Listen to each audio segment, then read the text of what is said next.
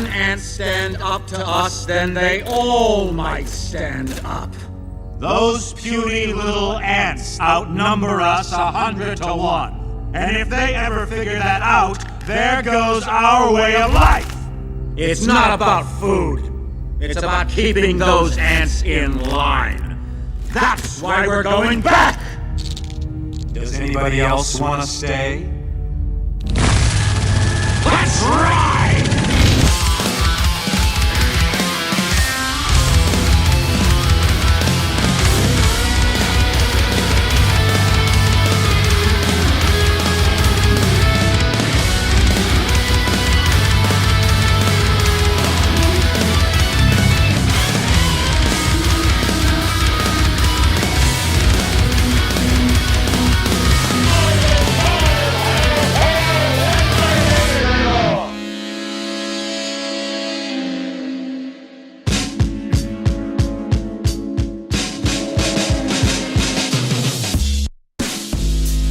I am here. It's Thursday night. It's Thursday and it's the last night of April 2026. That means that in a couple of hours, 'tis May. 'Tis well. It's gonna be May. I always love when that I always rely on Tumblr for that meme to come around. The Justin Timberlake memes always come around on April 29th, April 30th. Anyway, it's good to have you guys here on this. It's really a nice, kind of a nice day. I started off kind of shitty, but right now it's all right, and all is well in the world, as well as we're going to make it. And tonight, boy, I said it in all the marketing across all of the platforms. We're going to blow your mind. It actually has a lot to do with the mind tonight, with the brain, I should say. The mind is outside the brain. And we're going with Jay here in studio. What's going on, Jay? Hello. You're colored oddly over there. I was playing around with the lights. It's okay. Then whatever. It doesn't matter. I'll That's keep fine. playing around with them. No, it's fine. Okay. It's fine. It looks fine, actually. Good. I was feeling very Smurfy today. Do it. I was going to say there's a little bit more of a blue hue. Yeah. So, welcome to the show. Jay's going to be here because, boy, oh boy, I found there's just so much that's going on right now in my feeds that have to do with cancer breakthroughs, which, of course, anytime that pops up, you say, okay, what is this all about? Who's misunderstanding what? You remember we were talking about that maybe a couple of months ago? I said, it's been going around on Instagram that all these countries are suddenly having cancer breakthroughs right around the time that Donald Trump wanted to back away from, I don't know, like there's a whole NATO thing or something. Yep. Whatever. Obviously, there was a lot wrong with that. But this is something different. This is stuff that is being put out there and studied and published. People like Peter McCullough and his company and others are talking about these stacks that are being, these anti-parasitic stacks that are being used in terminal cases. Mm-hmm. And it's anybody who's just reading what is being passed around and is always attached to something else, like an interview, a really notable interview with people like, the Redacted Show and all the others. There's a few others that are out there. It seems like there's something to be hopeful about, especially after all the last couple of years of people saying, things like ivermectin is, there's no off-label use that anybody should get excited about. In fact, any on-label use of it might get you in the hospital. You conspiracy theorist. Yeah. You. Well, the lines around the block for people who have been poisoned by ivermectin. And do you remember that story? The Rolling Stone story. Absolutely. And I remember vividly, Rachel Maddow running with it and all the clowns like her. And I don't remember the retraction because it was all a lie, a complete fabrication. That's okay though. Yeah. They got what they wanted out of it, which was to create the initial headline. And then if they did apologize or retract, that comes on page 32, a couple of editions later. Yeah, no one cares. They got what they wanted out of it, which is a technique. It's not a bug. It's a feature. Kind of thing. There's that, and there's also a lot of news out there about just basic neurological issues like Parkinson's. I saw there's a few things that have been passing around Parkinson's. I saw somebody sharing an old article where I think it covered Michael J. Fox and his work on a television sitcom from the 1970s and how he and 3 other cast members ended up getting Parkinson's disease. And people think that, it's the theory is that it was from some kind of a bacterial or viral infection back then that had stuck around. I don't know. Because I've seen interviews or I've read interviews with Michael J. Fox who said that he believed that he believed that it was while he was shooting Back to the Future 3, which should have never been made. While he was shooting Back to the Future 3, you know that part in Back to the Future 3 when he's getting almost lynched. His head is in the noose. Yeah. Apparently, and then Doc shoots him down, right? There was one. I think one of the takes, if not the take that they kept. He actually had some trouble on that, and he's almost choking himself, and the struggle was real. Jeez. And I read something somewhere that he always attributed, at least at first, that physical trauma was part of what happened, because shortly after that he started having some uncontrolled twitches in a left pinky finger or something, and it only degenerated from there. So either way, that's popping up. But the big thing, which I want to talk to you about, Molly's going to come on around 7:45 because this is in her wheelhouse as well, is Alzheimer's. Okay. Now, RFK Jr., secretary, this is all authoritative sources now, YouTube. We're talking about what's out there. Following the science. Just following the science. Some people, wherever it goes. It's crazy thing is that, people are fans of the science some years and they don't like the science the year after. Institutions are, how can you argue with the institutional knowledge in some years, and then in other years, not so much. Nuts. It's strange out there. Weird. How the science changes. Anyway, it's that old clip. I think it was maybe from last year. I don't know if it was new, but either way, it's him addressing Alzheimer's and how the NIH, like so many other government agencies or government adjacent agencies, are squandering money, are putting research money into things that are not going to yield anything that's beneficial for society, but on the main, they want to, like climate and everything else, they want to be able to bolster official narratives and justify their existence and justify budgets. Yep. If you don't use this money, you're going to lose it. This is a much bigger thing that we can get into, that I can connect with stories that are coming out today, because I think there's an underlying, the common denominator is the human condition. And I want at some point as we go through this to connect it to something, because I really want to show people the through line, because I think it's important that we understand that it's not the individual, cancer researchers or Alzheimer's researchers that are the dishonest ones. There's something about industries that are built upon problems. And when enough human beings get together, there's this point of critical mass. This is just my theory, but there's a point of critical mass because we see it across the spectrum. It's not just in my field, it's in all fields. And the Southern Poverty Law Center story, right? Great. That connects to this in that way that once an industry is built on solving a problem, let's even give them that the problem is, one, absolutely real and worth solving, and two, that the entities created to solve that problem were actually created with the best interest of solving the problem in mind. I'll even grant you that, even though in some cases like the Southern Poverty Law Center, it's probably not true, but let's just say it is. There's this critical mass, this tipping point where when enough people get together, the individuals who may have a righteous cause no longer factor into the equation, and there's like this inertia that takes over where the industry then exists solely to sustain itself. Kind of like, and I was just thinking about this morning, kind of like how AI all of a sudden, which it shouldn't do, all of a sudden starts to manipulate things in order to exist itself. There was a story about a programmer who was going to shut down an artificial intelligence program, and the program started to threaten it. Blackmail it. Yeah. Blackmail pops up a lot in those stories. So now I'm wondering if it's just like a universal principle. It's not even a human principle. There's something about this, though. It's the cancer industry is the same way.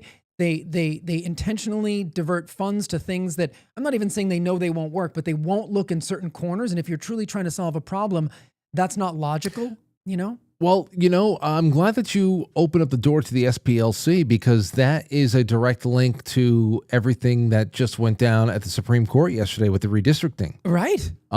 Because these, for the, and of course the snakes from Barack Obama on down, with who everybody's lives just race got so hustlers. much, dude. I would do anything to go back and just breathe the air of 2006 again. Just breathe the air before whatever kind of social cohesion we had was destroyed by that man.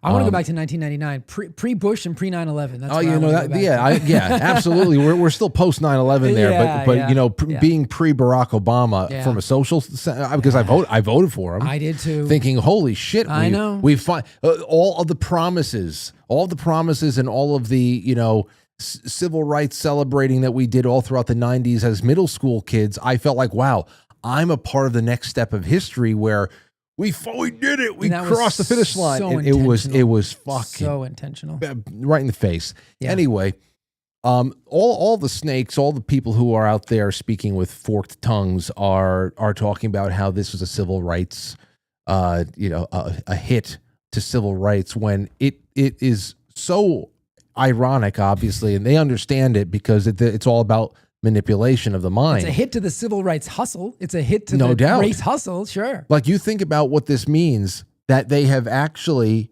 gotten people to accept the reasoning that forcing black people into these octopus-shaped districts that essentially form voting plantations, because it's all based on the idea that there is no behavior that a black person in the United States could really, you know, that could ever apply to them when they get into a voting booth, other than voting for the Democrat Party, which of course is at the tail end of generations of educational grooming and bad history and all that stuff. So, I mean, we're looking at just people trying to reap the harvest over here, and it's all awful. So it's crazy to see people saying that this opinion from the Supreme Court about how you cannot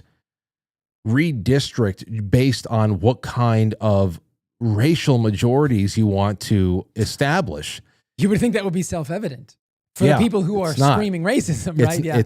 It's not. So and that's the whole thing here. You grab that SPLC, who is part of the lawfare and the and just the basic psychological grooming operation that goes and keeps racism alive, even if they have to fund it themselves. Right. You know, so the SPLC creates the need, the perceived need that a black Democrat voter in the state of Louisiana would think we need to have black only because we're it's a war out here. They're all around us. It's the SPLC putting on hoods and burning their own cars. It's nuts. It almost makes you wonder what life, you know, if you could just snap your fingers and you know, like It's a Wonderful Life, and see what life would actually be like without not just that entity, but other entities like it that foment the exact thing that they claim to be fighting against, right? Like, how would society have developed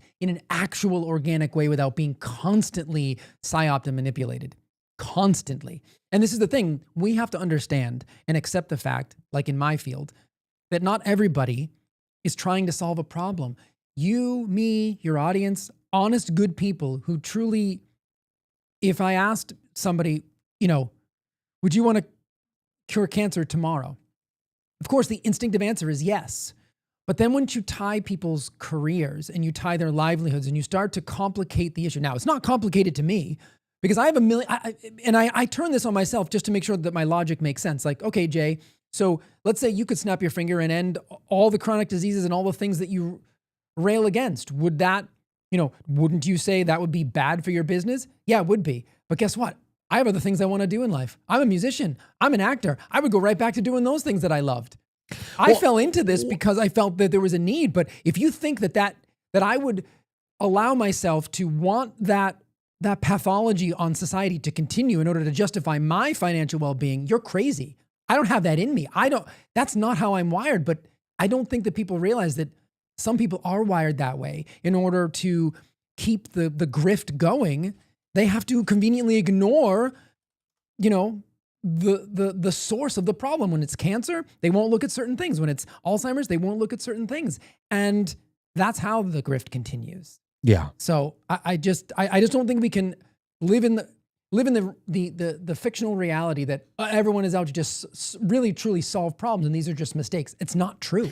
No. Well, it's the same reason why and it's all psychological for the same thing. Everybody, there's a benefit to keeping a crutch. Yeah. Individuals, more than you ever think, until you become an adult and you realize what if you're ever able to self-actualize a little bit and see where your pitfalls are and where your weaknesses are and all that stuff, you realize that there's so many people out there who have opportunities to take a next step in life, but cannot let go of their story. Mm-hmm. They couldn't let go of their story. Mm-hmm. I actually even heard, I think Theo Von, I don't watch his stuff. No. I've seen him appear places. I kind of like him. I think he has a genuine energy to him. You can tell he's not afraid to be insecure. Just trying to figure it out like the rest of us. Trying to figure it out. And I heard him say something at some point about how, to change, if he realized too, to change would mean that he would just be a different person. Mm-hmm. And what does that mean about everything? I was talking about that with Chrissy Mayer, about her, going back to church and becoming a dutiful mother is taking her spiritual life and her faith a little bit more seriously. And how is that, and coming to a point in your career where you ask yourself, how is that going to impact the way that I tell jokes, that people are expecting a certain joke from me, And I'm like, that's fine. Just roll with it. I mean, because then, first of all, it's not personally satisfying as well if you're just doing something because you think it's that's what I think is the most backbreaking and soul crushing thing about trying to balance out the need to understand how the algorithm works and the desire just to be yourself. Yeah. Because you have to be this obnoxious, mechanically timed fuck on the internet to make gains and find audiences who otherwise used to find you easily. Mm-hmm. Yeah. I mean, I already have my audience and I still can't get to them. It's awful. I know. But this is the whole thing here where you have to think about the change. And so people deal with that on an individual basis. But when you start thinking about perhaps you had great ideals going into a job, and if you want to save a national park, if you want to save a stretch of woods, and then you say, okay, well, I did it. You can move on to the next one, or you can become a park ranger. You can still keep it in your life. The fight is over, but you keep it in your life. Other things are different, and like I understand that too. The profits, where it would actually get people to say, well, let's try to treat these symptoms and keep people comfortable. But if the world is, I don't know, I'm not motivated like that. Like you. If people all of a sudden, if your clientele shrinks and disappears because everybody is healthy, first of all, think about what the quality of the world would be. Exactly, right? There's a ripple effect on this. It's not, again, but I think people are so self-centered, right? That they just can't imagine that ripple effect, because you're right. It would be, I don't even know if you can imagine it. I mean, I guess maybe you could, because you could look back at not that long ago history when chronic disease wasn't ravaging the population. So maybe you could see it. But with the current level of technology and health and well-being, be a different world, man. I know, and that's health and well-being. And then you think about social well-being. We were just talking about the SPLC. We were talking about all of the race-based districting that Democrats in particular was doing. Like, we'll talk about that more in depth on Monday. I've got Chris Ann Hall coming on. I want to talk to her about districting. I want to talk to her about apportionment. I want to talk to her about the census, a whole bunch of stuff that I feel is like left out of this, other than Democrat versus Republican. Everybody gerrymanders. Everybody from a partisan level wants to make sure that they're set up with the best chance to win as possible. It's just that this was in particularly insidious because Democrats, as always, are so much more willing to go and dehumanize people in order to pick up seats so that they can impose a national agenda where, I mean, both parties don't have the authority to do what they're doing. Right. But still, only one party right now is creating literal vote plantations. And talk about lack of representation. Oh, it's fun. We talk about that all the time, but this is like the extreme example of that. Right, man. Yeah. And then you think about even like old examples, like that very famous quote from Booker T. Washington about the class of Negro that wants to keep people's grievances front and center instead of moving forward. I believe the quote says that some of these people don't want the Negro to lose their grievances because they'll lose their job or something. Man, that's like the turn of the 20th century right there. I used to think that so much in the 90s. I just remember as the race stuff, late 90s, early 2000s, the race stuff started to become front and center. And I just remember thinking, and it was just, you just could not say it at that time. And I was younger and more willing to, or I was less willing to speak my mind, I should say, for fear of X, Y, and Z. But I remember just thinking, the more we talk about this and the more we just harp on race, the harder it is to actually move past it. And when you make everything about race, maybe you're the one that's got a problem with race. If everything is about race, right? And I just remember thinking that, and that quote kind of exemplifies that. And it just, and now I'm much more confident and comfortable saying that because I realize it's actually true. But when I was younger, I just kind of was thinking, this doesn't feel right. Doesn't feel right. No. So yeah, it's very true. It's very in our faces. And there you go. You want an example? Hold on, before we move on to the next thing. And then, by the way, ladies and gentlemen, over here, I've got a tube of Yes Cacao's Wild Balls. Ooh. And on top of it, the final 7 pieces of silver. Oh, man. That is all going. And also, we're going to be taking 2 Polaroids. I'll take one over here. You're going to get my Polaroid. Jay will get a Polaroid. That's going to be put out there. Jay's will be part of a second place prize. That is going to include this full bag of Dulce. Okay, that's better. So there you go. You need this in your cupboard over there. So that is all part of the Super Chat raffle for tonight. Support the show, but also there's going to be a first and second place prize. I've already gathered up all of the names of people who have sent in Super Chats from all of the platforms from Monday onward. They're all ready to go. So I'm just going to be adding your name to that. And the more you send, the higher your chances of winning are. That's number one. Support the show. Quite frankly, superchat.com, YouTube, Rumble Rants, everything else.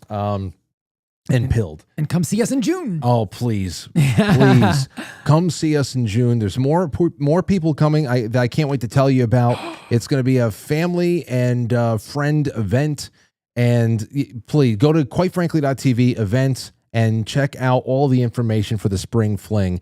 Just at least come out to the Saturday, June 6th. There's a VIP option. That's a little bit more money that you get to hang out here in my second home and just be in the studio. It's going to be completely, you'll be able to eat with this wonderful array of stuff that my sister-in-law will put together and all that. You just chill out with a lot of special guests and I might make some of the famous pate and some things because in the VIP it's a little bit more intimate. So I could make you guys some things if you have any requests. Maybe some marshmallows, some pate, or whatever. Absolutely, a foot rub.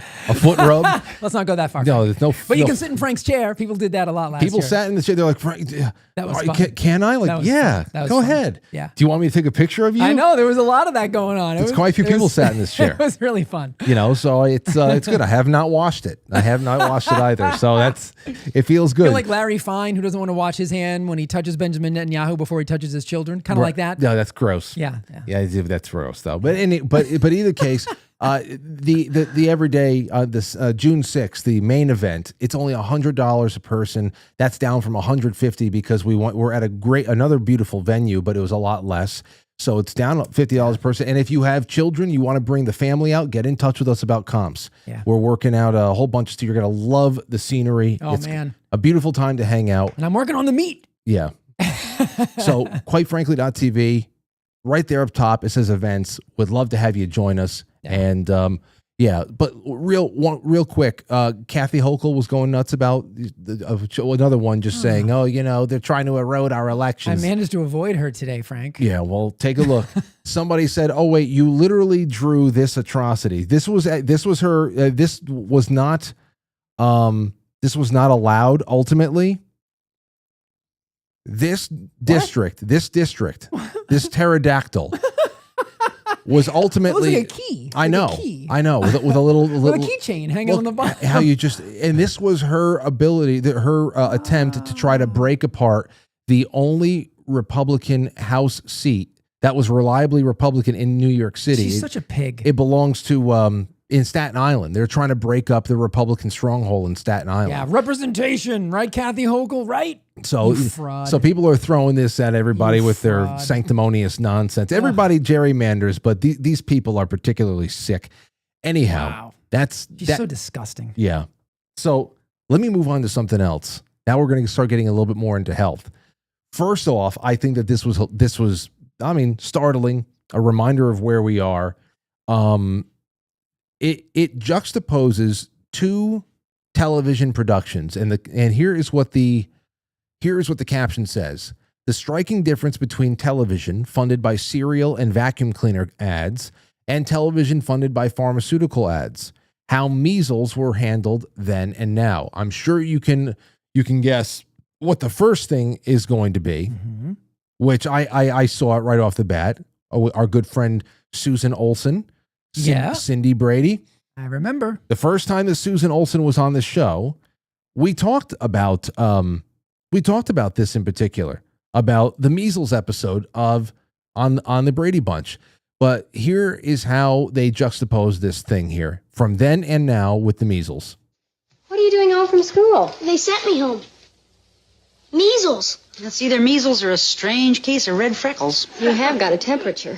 They told me 101.1. What's the record? Never mind. Oh, are you sure it's the measles? Well, he certainly got all the symptoms. A slight temperature, a lot of dots, and a great big smile. A great big smile. No school for a few days. Say hello to my dotted son for me. Tell him I'll bring him some comic books and I'll see you later, dear. Okay, honey, bye. Boy, this is the life, isn't it? Yeah. If you have to get sick, you sure can't beat the measles. That's right. No medicine. Inside or out? Like shots, I mean. Don't even mention shots. Yeah. Okay, now Amazing. that was then. Yep. Now I didn't see this because I don't watch Law and Order SVU. But It's good, Frank. Holy it's good. shit. It's good. Now here is a couple of decades later. Dad says I should go to school. 7 students confirmed with measles, 4 others possible. How? They had to have been vaccinated. These moms never vaccinated their kids and lied about it. Vaccines are harmful. You are endangering the health of every child in this city. Blue. No, it's turning blue. Call 911. Oh my. All new SVU. What a trash show. That is worse than tabloid nonsense. These people should be ashamed of themselves. They're not. I know they're not. They're not. I know. I mean, just, you have to laugh at these people. But this is what, Frank, I saw at least 3 or 4 people today wearing He's turning masks. blue. I just thought, it's 2026. Those people's lives are over. That's the kind of thing that appeals to them. That is when you see them back to back, you really just kind of get it. Wow. Yeah. Yeah. You're endangering the lives of these children. Why? Because their vaccines no longer work? No, and I love when they put in the, like the year I stopped watching Homeland, I think is like, was so fun to watch the first three seasons. And then I think season 4 or 5 when they were in Germany was pretty good, like Quinn's last season or whatever the hell it was. And then after the season where the main thrust of the show was in Germany, they recalibrated for 2016 because Trump was now they had I read that the writing was going to be that they were going to have this they're going to have this woman president because they were expecting Hillary and all that stuff. Of course, that didn't work out, but they kept the woman president, but they introduced a Russia storyline, and then they also introduced like an Alex Jones kind of a character. You can tell he was an Alex Jones kind of character, and it was, I just started getting totally bored of it. That's the first time I don't fall asleep in the middle of anything that I watch, and I remember falling asleep a little bit. And I said, nope, this is boring. Yeah. Can't do it anymore. Yeah. Anyway, That woman in that at Law and Order SVU, the supposed anti-vaxxer mom, was like, vaccines harm people. And they always have to look like unhinged, unreachable. Oh god, and as if they're the ones who are completely detached from reality. Right. Yeah. So whenever I see those characters, I'm just like, oh, okay, this is it's the Homeland Alex Jones treatment. Okay, but you want to talk about I guess that's a little bit more on the IQ and the smarts, common sense side of things. Here's a few things I want to show you. Got about maybe 15 minutes before Molly shows up. So this is actually perfect that we're getting here right now. This guy is, I think, a high school teacher or something like that. He's talking about what he is seeing with how children in his class are using AI, how they're using AI to just, to supplement schooling, and how bad it's, he's noticing it's getting. I just want you to listen to this, because then we're going to get into another study, a study now that is, I think, a little bit more concerning. And take a listen to this. Today, I witnessed firsthand what we're up against as high school teachers, like when it comes to AI and ChatGPT and all that. They were taking a quiz on their Chromebooks, and so I was like monitoring their screens on my computer. This one kid had finished his quiz and he was working on work from another class, and I'm watching him, and he copy and paste whatever short answer prompt there was for this class assignment, puts it in a Gemini. It spits out an answer, and then he says, rewrite this, including spelling mistakes and grammatical errors commonly made by high schoolers. No. And it spit out, a whole new answer or whatever, and then he pasted it onto the assignment, and he was done. So I was like, hey, so-and-so, what was the prompt on that assignment that you just did? And he was like, what? And I was like, oh yeah, I saw you on Gemini. I was just making sure you weren't, doing anything crazy. And he was like, oh, I don't know. And I was like, you don't even know the prompt of the assignment you just did? And he was like, no. Well, just in case, there's like a class discussion, maybe at least know the prompt. And he's like, oh yeah, it's a good idea. And I kid you not, it is something like, what are the pros and cons of AI in the classroom? Using AI in the classroom. The fact that they're not even reading the question. They're not even reading the question. They know it's just a copy, paste, put it down, and move on to the next thing. What's the next thing? Like, what are you saving your time for? That kid's setting himself up for a life of like screwing toothpaste caps on toothpaste tubes, because he's going to develop absolutely zero skills. I mean, we know how we feel about, public school education, I guess, in general, but like, yeah, that's a real problem. And why are they even allowed to do that in school? I'm sure that they're not. That's the whole thing. I mean, you can't tell a kid in 2026 that you can't use either a laptop or a tablet or something like. I think most. I don't know how often people are writing things out by hand. I guess I mean, like in school, I don't know.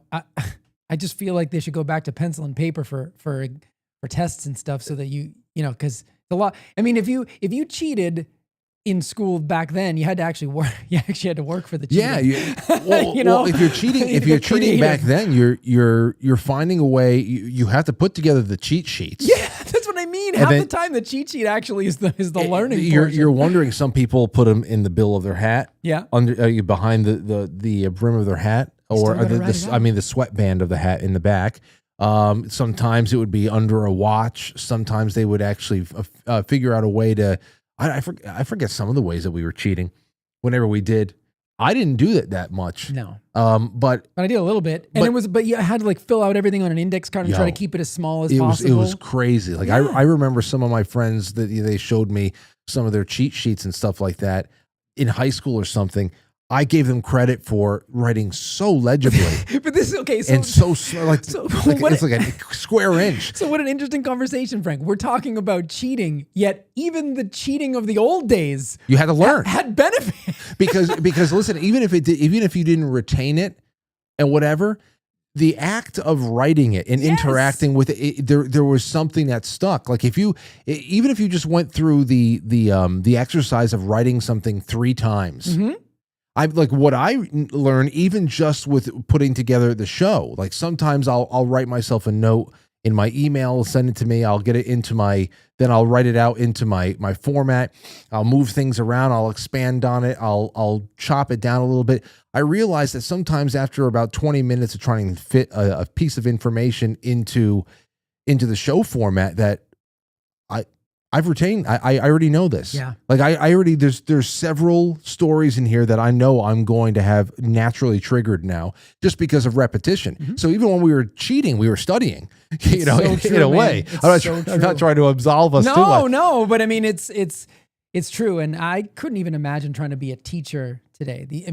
These kids are, and here's the thing, you're not going to be able to reach a child to tell them, hey, you're only hurting yourself kind of thing. Because I remember I probably would have done the exact same thing in school. It's only now, speaking as an adult, going, man, I'm really glad that going to grad school later in life for me was like very enlightening compared to when I was in, more formal years of school when I was a teenager in early 20s, right? Like in regular college or whatever.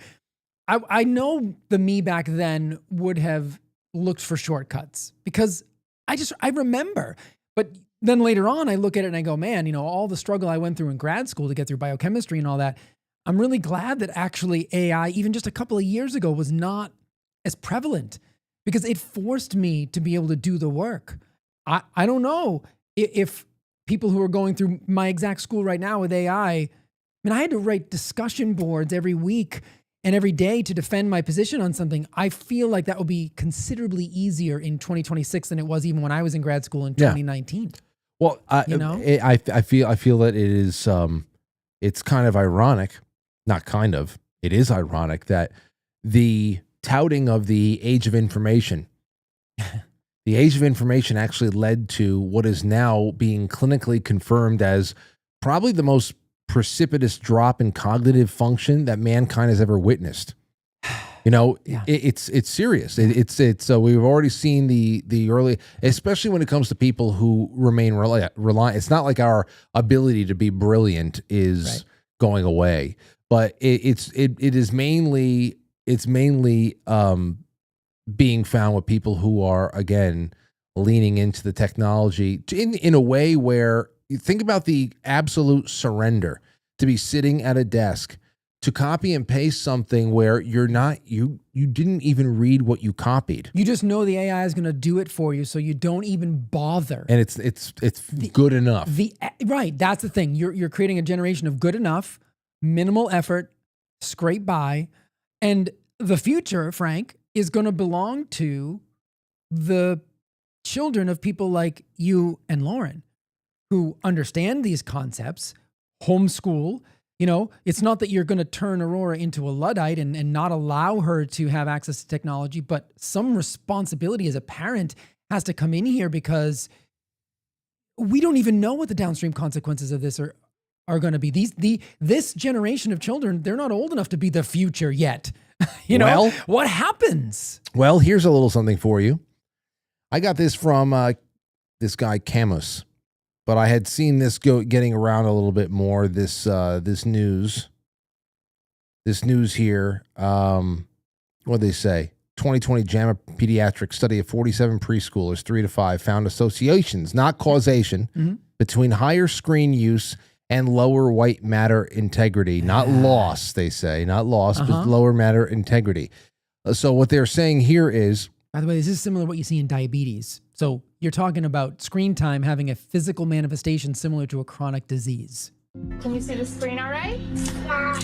This is 5-year-old Rose. She was one of 60 kids to undergo an exhaustive study in the US, using an MRI machine to scan the brains of kids aged 3 to 5 years old. The results, truly shocking. Interactive screen time causes a loss of white matter in the brain. Wow. Well, in the simplest terms, we could actually refer to as some measure of brain impairment or brain damage. Professor Mike Nagel from the University of the Sunshine Coast has spent a career studying child brain development. So white matter in the brain is a material called myelin. So what myelin does is it wraps around the axons of neurons and acts like an insulator, a conductor, not too dissimilar to the plastic coating of a wire. So if we're seeing deficits in myelin production early in life, we're probably seeing deficits in neural connectivity. The study shows the more screen time a child is exposed to, the greater the loss of white matter. Can you remember your first reaction to those results, not only as a professional in this field, but as a father?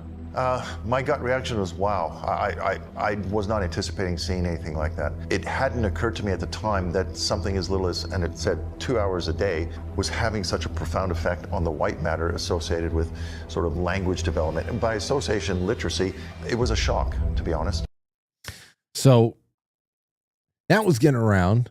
Frank, do you remember the story I showed you before we went on air that cholesterol lowering drugs in pregnancy are causing a rise in autism rates for children? So when he's talking about the myelin sheath that is protective in the brain and that allows neurotransmission, you're talking about cholesterol. That is a huge part of the myelin sheath. So if you're talking about screen time damaging that, now you're also and you're also talking about people indiscriminately taking cholesterol-lowering medications. Think about how you're stacking the deck against young children. And I just told you the story that what do you think about the stacking? Forget it. I understand that children are in a unique position, because when you talk about ages 3 to 5, you're talking about absolutely pivotal developmental years. Mm-hmm. But think about everybody 55 and older who are just as addicted to their phones right now and are on statins. Absolutely.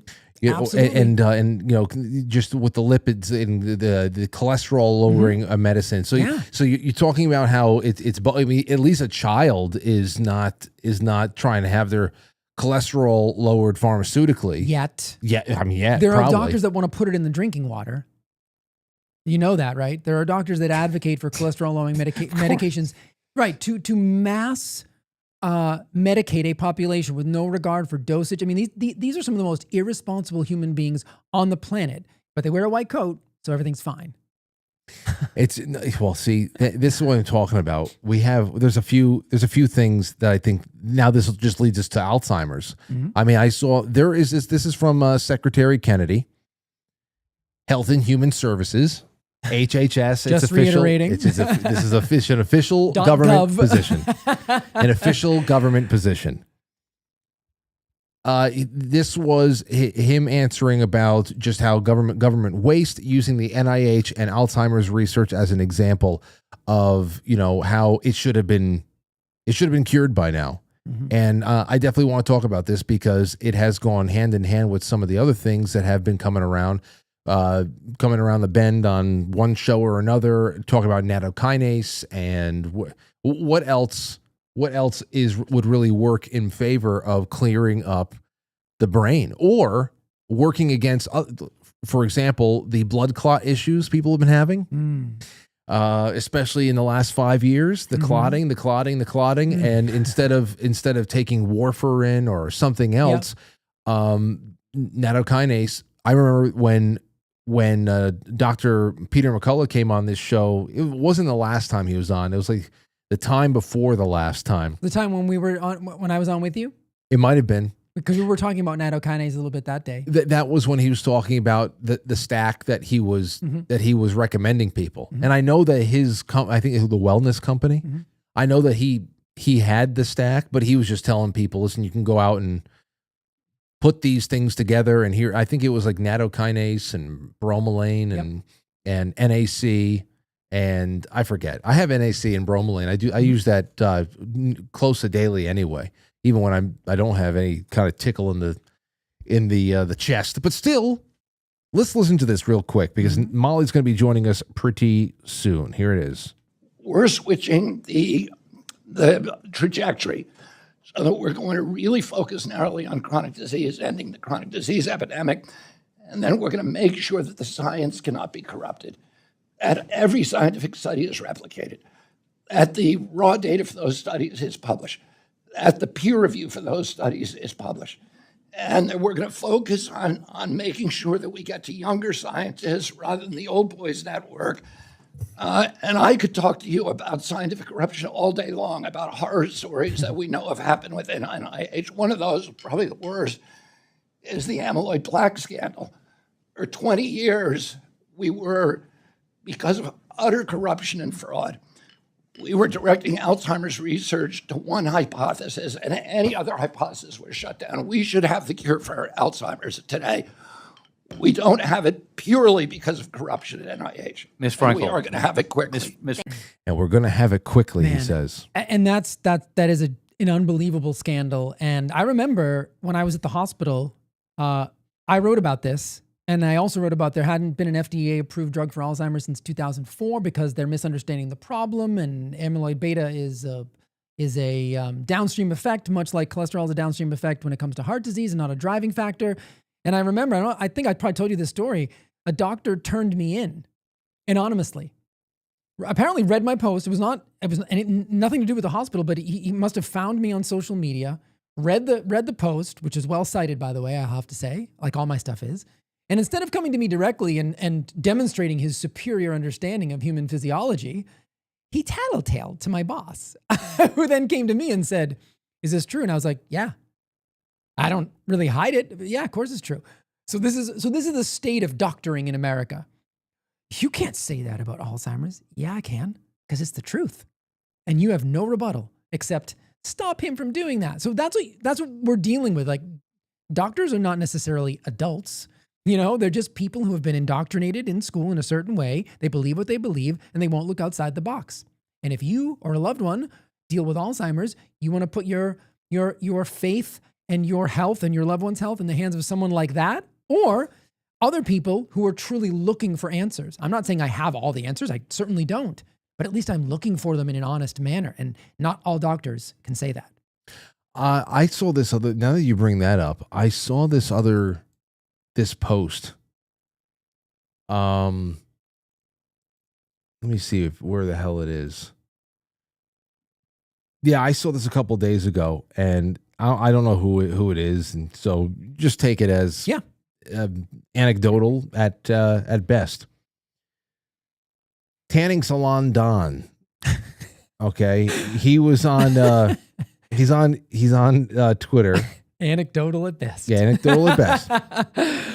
He said apparently his wife is pregnant, and they're going to OB/GYN offices and all that stuff. And he tweeted this on the 28th, so 2 days ago. He said, "OB/GYN just told my wife to go on SSRIs during pregnancy. I asked if there's studies that she can show to make us comfortable. She said that she doesn't sit around reading medical literature, but that 70% of her patients are on them while pregnant." Wait. 70% of her own patients. Yeah. So it's her own personal bias. Talk about that. Talk about that sample size. I don't have a lot of time to read, science. But I can assure you, 70% of my patients are on them while pregnant. Because you put them on them. And everything's fine. Oh, dear God. Wow. And everything's fine. If she did, and listen, if she did read the literature, maybe there's something in there saying, don't worry about it. But does that mean it's right?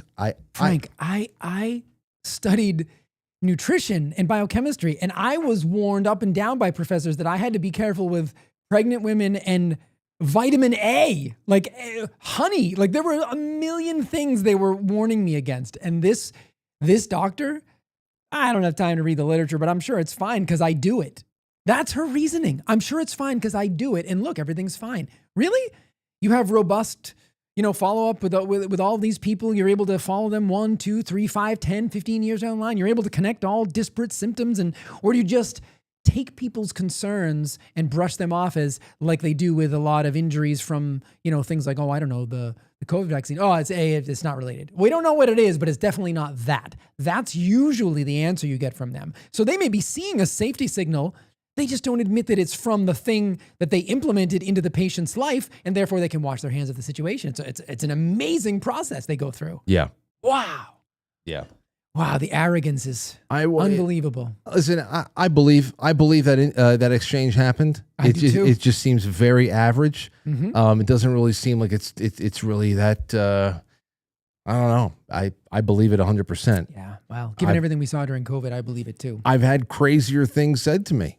About how you know the masks made the flu go away. Bye bye. That the last that's all we needed to do the last century and a half. Who would have thunk? You think about how many people died from influenza A or B or C or G since the turn of the 20th century, and the whole time all we needed to do was wear a little. We all had to do was wrap up our faces like a bank robber with a bandana. Unbelievable. That was all it was. Yeah. All those doctors in Boston that did the Spanish flu research who were quite literally smearing the faces of patients with sputum from sick people and couldn't get them sick. It's amazing. I said all you needed was a face diaper. Yeah. Everything would have been fine. So that's just where it's at. But so that's where he started. Now I want to talk to you and Molly about the amyloid plaque. What would he say, the scandal and how it was just so oversimplistic about what was going on there and what that really means. But here's something that started popping up. This is a little bit from, I think this is from, let me see here, Dr. Drew. Ask Dr. Drew. It's a short clip. He's talking with Dr. Ryan Cole, who's a pathologist and a virology expert. Oh, yeah. I'm familiar with him. Okay, so listen to this. It's that microclotting that I think is the principal thing that we need to address in medicine. Now, there's one thing that I've been a big advocate for, and that's derived from fermented soy, nattokinase, which is an enzyme that breaks down fibrin. And if you look at, again, parts of the world like northern Japan, they don't die from heart disease and strokes, and they eat a lot of this fermented soy in their diet. And I'm not your doctor. I'm just saying an interesting observation is to look at this. It's known as a fibrinolytic enzyme that's naturally available both in food and as a supplement. And I've had colleagues who've ended up with clots after long travels and put on Eliquis and other drugs. And I said, have you tried nattokinase? And a day or two later, gosh, their clot is dissolved. It's that. So, I mean, now it's the internet. So I understand that when you hear something like that from somebody who's got some academic pedigree that they can sport, that will make your ear perk up a little bit. You say, all right, well, my thing is, this sounds good enough to pursue a little bit more to see what might be. That is the scientific method, after all. But then again, I am not a scientist. So what I wanted to ask you, and as Molly Rucker of KetoBrainz.com shows up right now, first time that we've been able to hang out with her in a while. It's so great to see you, Molly. Hello, how are you guys doing? Hey. Doing great. So you're showing up right at the right time, because we just listened to these. We just listened to a couple of comments about. Well, first it was RFK Jr. talking about the amyloid plaque and how all of the NIH funding that just went just to that, and really did not pay attention to any other supporting conditions. But then, and that's not new. We just have him speaking about it, like in the realm that Jay is in the realm that I'm in. The nurses study is old. Yeah. Where they showed the presence of beta amyloid many times without dementia. Right. So it's not new info, but without an individual that has a voice at a upper level, the regular folks who are not deep diving into this stuff on a regular basis, they're just waiting for the government or for universities to come up with a fix. And beyond that, I am always shocked that they're not focusing on the loss of cholinergic neurons, which occurs in Alzheimer's. They're not focusing on the fact that part of the reason that the ApoE4 gene makes people more susceptible to Alzheimer's is because the production of acetylcholine from choline is diminished. So separate from the fact that there is all of this funding. So they have an idea, they get the funding, they go running. Well, they want the funding to keep coming in, so they need to keep running in the direction that they started. We're not looking at all of the other components of this disease, and it's it's sad because people, unless it's early onset Alzheimer's, believe that it's what they're going to get because their dad had it, or their mom had it, or their grandma had it. And 99% of the time, that's not the case, because the early onset Alzheimer's is incredibly rare in comparison to just the dementia and Alzheimer's that comes down the road after you have a lifetime of all the things, lack of exercise, lack of stimulation, lack of the proper fats, the ingestion of chemicals and pesticides that have harmful effects on neurons, and people are left scared and lost. And if they've spent a lifetime thinking someone else was going to have the answer, the most difficult thing to me in all these conversations is no one's going to help you. You must take personal responsibility.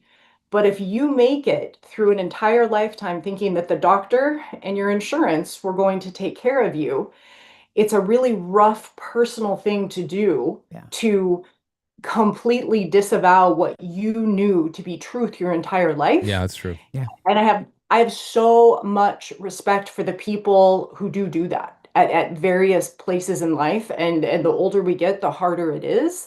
And I just have massive respect for people who are like, you know what? I'm gonna try something else. I'm gonna try carnivore. I'm not gonna be afraid of fat or whatever. Well, you just said something right. You started spouting off some things that could be causes, and that takes us away just from the amyloid plaque situation, which is what RFK Secretary Kennedy was saying was a real waste of money and a waste of time that could have, if it was redirected to a little bit more of a fuller approach to global approach. Yeah. So if you guys, Jay, we'll start with you on this one. If you had the NIH's budget, how does that get redirected so that it takes the whole amyloid plaque thing into consideration, but expands it and really gets to the heart of the problem? Well, I mean, I want to see because I don't want to speak for Molly, but I believe we're on the same page here. So you're looking at something like amyloid beta, and just correct me if I'm wrong, as a more of a, why nattokinase may be beneficial, but it is actually a downstream consequence of mitochondrial dysfunction, reactive oxygen species, a whole bunch of other driving factors. And amyloid beta is sort of like the canary in the coal mine. Yes, it can appear, but the body has ways of clearing it, upregulated autophagy and all those kinds of things. But you're looking at, like I do anyway, I look at amyloid beta as a downstream consequence. I want to be clear. Is that kind of where you're at? And it just as a simple analogy, it's like, I've got hands that I've used my whole life. Someone might tell me that I had arthritis because I have big, strong hands with knuckles that have been overused. I have zero issues, but I bet you there's scar tissue in there. Sure. But if I went to a doctor and I got an MRI, like I did with my shoulder, they immediately want to do surgery because they see the presence of, damage over a lifetime. They see some scar tissue. They see some inflammation. So I look at beta amyloid as, okay, over a lifetime, some things have occurred through inflammation or stress or poor diet or genetics, but we're not looking at the whole picture. So yes, I agree. It's something to look at, but there are so many cases where brains are riddled with beta amyloid and there's zero dementia until death at a late age. Yes, and it's the soft endpoint fallacy, right? And like you said, when you find a molecule or a factor or something that's measurable, unfortunately, then you can create the industry built around dismantling that thing, destroying that thing, lessening that thing. I mean, cholesterol is, of course, the perfect example of this. Oh, it's got to be the driver of heart disease, despite the fact that we do have people who have sky-high levels of cholesterol, but no plaque burden. And the opposite. Yeah. How is that? Very low cholesterol, super thin individuals who dropped dead of a heart attack. Yes. We do this across the board in culture and in medicine. We choose one point and we say, that's it. It's easy. I'm sorry, but do you have any idea how freaking complicated your body is, your physiology, your psychology, sociology, all of the things that make us human? Yeah. There's no one thread to pull. And that is, I think, what is difficult because of the way the research money is granted. You need to have an endpoint and a potential drug. Yeah. If the answer is flipping the food pyramid, getting out in the sunshine, and consuming the foods that we evolved to consume, as you guys have discussed, where is the money in that? Why the entire structure of how money is awarded would have to be changed in the system. Yeah. And to Frank's question, so when I took Alzheimer's disease and Parkinson's, and I sort of tried to find some papers that were looking at the both of them, looking at the similarities and the differences. They just both affect different parts of the brain, but they have overlapping and underlying reasons. So one of them, and Molly started to speak to this, and I'll turn it over to her, synaptic dysfunction, right? Specifically in the neurotransmitter systems, acetylcholine she mentioned, but mitochondrial dysfunction, because mitochondria obviously is also participating in that process of neurotransmission. You've got... And the brain and the heart are the most mitochondrially dense organs. Yes.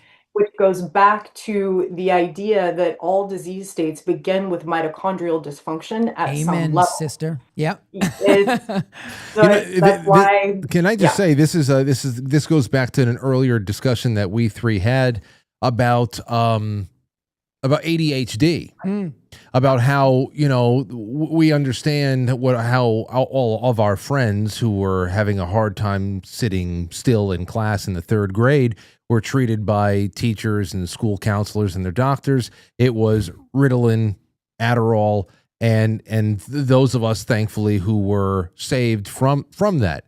And then, of course, you go to the other way from that, and the other extreme is people denying that there is any kind of a biochemical issue within the brain. And then we came together and talked about this sometime in 2025, where you both said, well, it's a little bit of everything. And I think that's why the internet is a blessing and a curse, because it's helped us really break the paradigm, but there's still so much nuance here. Sure. Same thing with the Alzheimer's, and of course the clotting problems people are having more and more since 2021.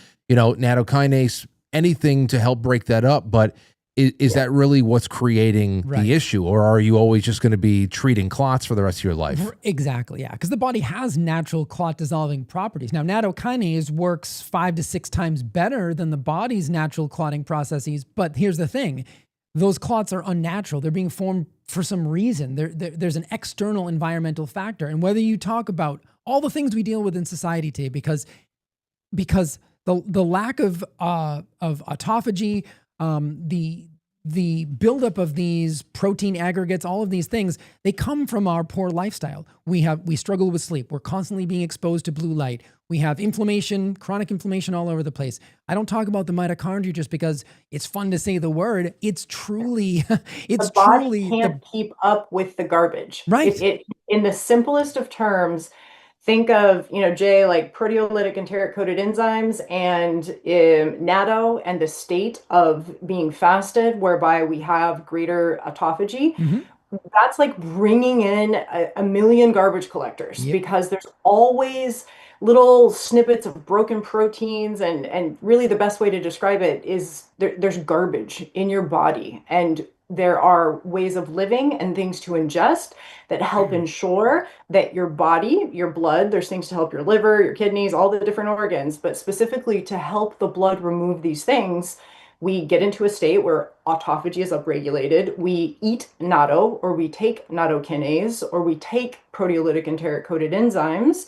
And I when I do that, when I take a handful of those enzymes, I literally picture, like from Fraggle Rock, like the little guys that were building things. I picture a whole bunch of them just in my body helping to do just that, to clean out the garbage, to keep it super simple. Or you could look at them like Pac-Man, like Pac-Man. Yes. Around, doing that. And that's, and Molly and I have always, connected on this level, where the reason that we talk about the lifestyle things is because those are the very foundational elements that you cannot get around. And what we practice and preach at HRP is that you can't get around the foundations. These supplements are great to be used in conjunction with the lifestyle factors, but they must be in place. They must be in place for you to live the most optimal life. And you can do it concurrently, but depending on your state, like throw the toolbox at it, meaning the fasting, the dietary changes. If you don't walk once around the block. Like, I don't like to overwhelm people because everyone's at a different place. And I don't want people to think, well, I'm overwhelmed by fasting, I'm overwhelmed by removing this, I'm overwhelmed by taking this, I can't afford this. It doesn't matter who you are or where you're at. There are little steps you can take that will make a difference. And it just consistency is the key with them. Yeah, I learned about natto 15, 20 years ago, and I've pretty much taken it ever since. Like, because the research, why not? There's no negatives. If you're not on warfarin and you're not on a pharmaceutical blood thinner, there are no negatives to eating it or to taking it. The same with something like pycnogenol or OPCs.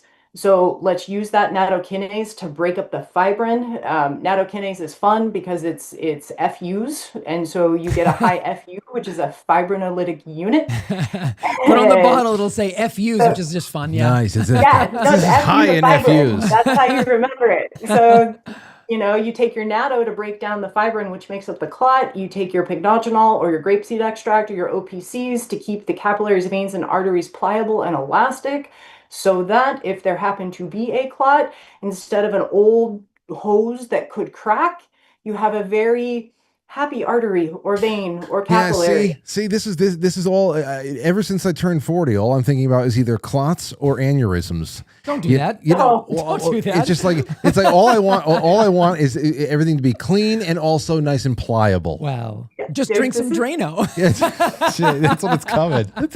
40. I didn't say that. Well, hey, I want to, and well, obviously, this is another reason why I learn a lot from you guys when I talk to you. But just the ingredients list on Keto Brainz alone has been educational, and I understand that this all goes hand in glove. And I'd like to obviously circle back around to that in a moment or so, but. I also want to bring something else up that you guys are really big, really hot on. And that is, there's this, a newly surfaced, according to the Daily Mail, there's always newly surfaced CIA documents that suggests here that the U.S. intelligence once reviewed research that hinted at possible cancer treatments more than 60 years ago.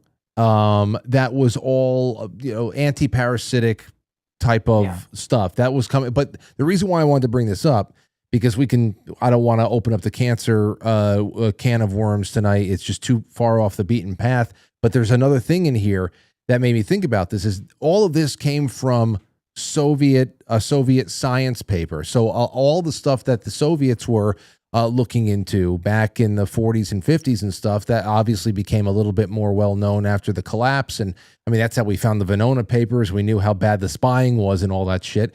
But I remember you both talking about bio-regulators and how these technologies were really being perfected at a time, especially out there behind the Iron Curtain, and of course lost. And now there's a little bit more of a renewed interest in them. Do you want to give everybody a little bit of a breakdown of bio-regulators? It's kind of, yeah. You want to start, Molly?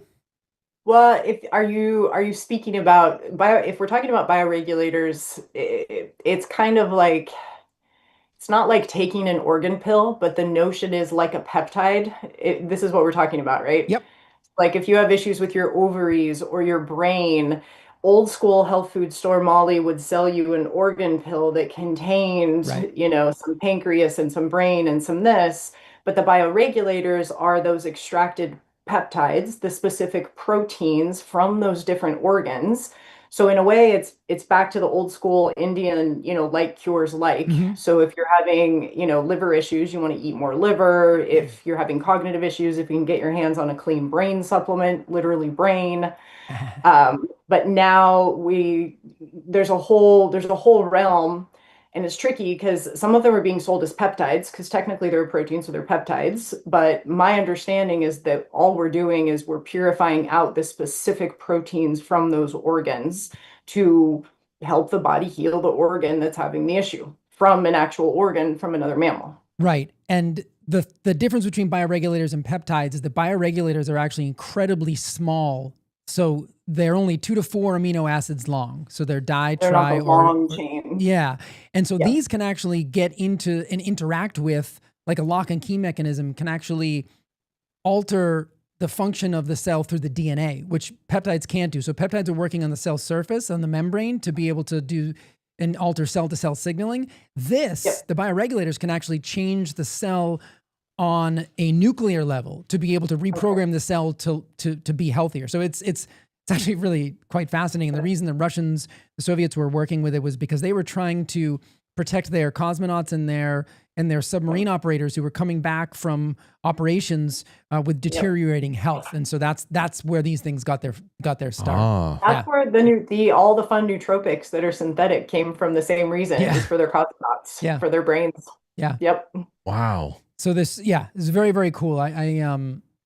We can get into that more, but so they act like magnetic keys that align with specific DNA segments, unwinding DNA to allow RNA synthesis and subsequent protein production. So they actually, it's kind of like the David Sinclair when he talks about like aging is kind of like a CD that starts skipping. And if you can fix the DNA, if you can fix the CD at that mitochondrial level, at the DNA level, then you're reversing aging because you're getting to the heart of where the skipping of the CD is occurring in the cell. You know, where do you guys, where do you, especially you, Molly, because not you put your knowledge and research to use by developing all these wonderful products that you have, and of course all of the companies that you become friends with and your networking.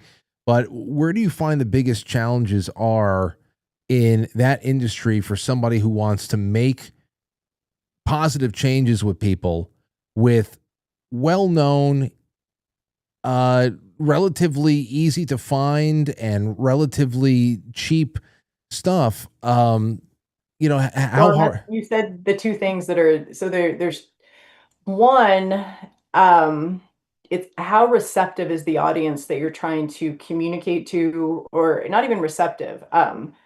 Because like I'm receptive to learning about the stuff my man did for the DoD, but I don't have the knowledge background to do anything with it, right? So it's kind of the same thing. If a human is at a place where they're just figuring out and excited about vitamin D, which can be gotten easily and cheaply, it's really difficult to jump to bioregulators and peptides because they're not easy to get. It's not easy to source unless you're working with someone who can do that.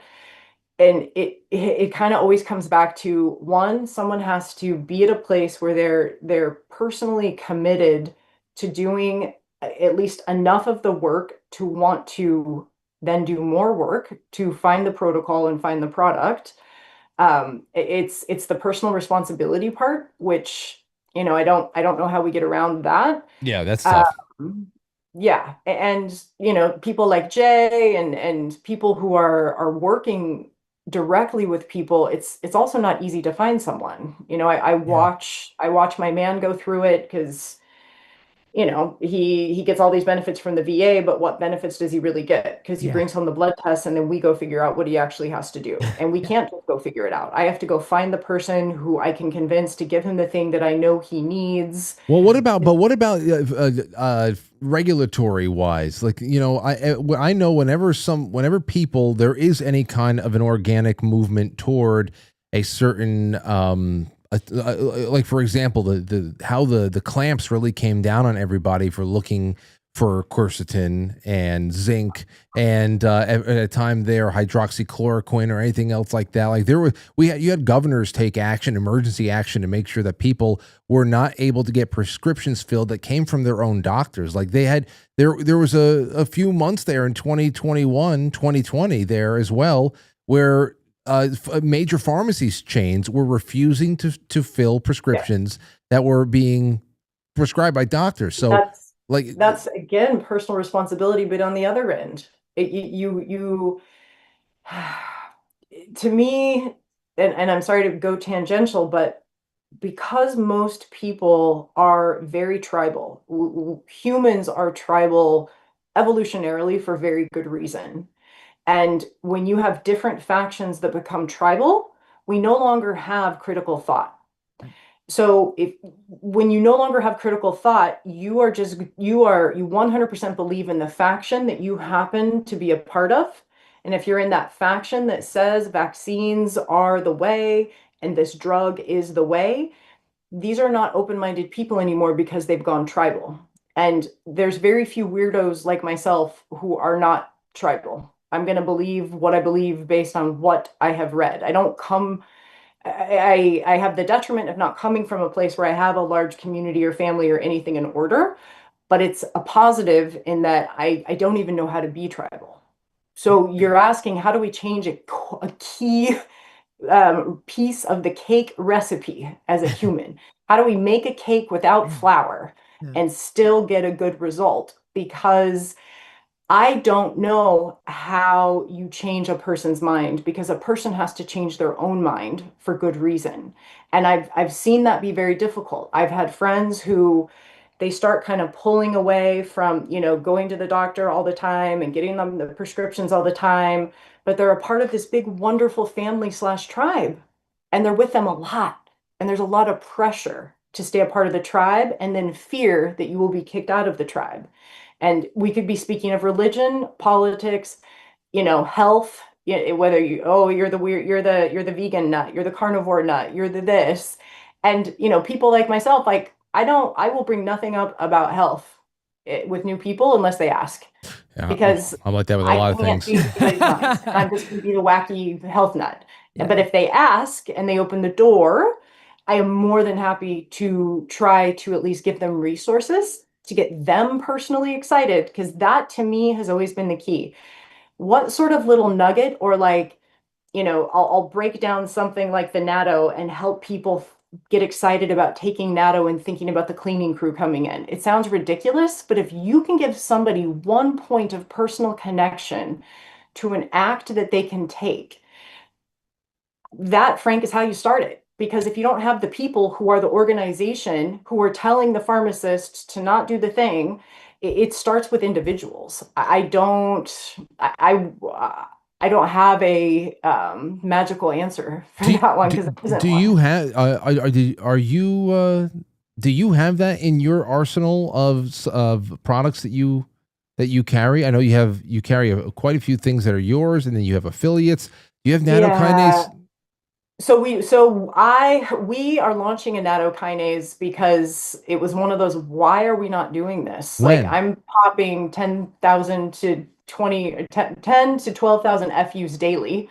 I love that unit of measurement, by the way. Yes, my man gets 10 to 12 FUs a day as well. I've got Kyle on it because I love tools where there's literally no detriment. Again, if you're on warfarin, if you're on a blood thinner from an MD, there's the conversation I would have with you if you were my mom, and then then there's what I need to say here, which is you should not take it unless you're working with Jay or someone who can help you understand that. So we will have a nattokinase in 2 to 3 weeks on the Keto Brainz site. Oh. Because again, I like to sell the things that not only that we like, but I've literally taken it for close to 20 years. So it's not only the knowledge that I gained from it has me ordering $60 8-packs of fresh natto from Maine because it's the only place I can get it.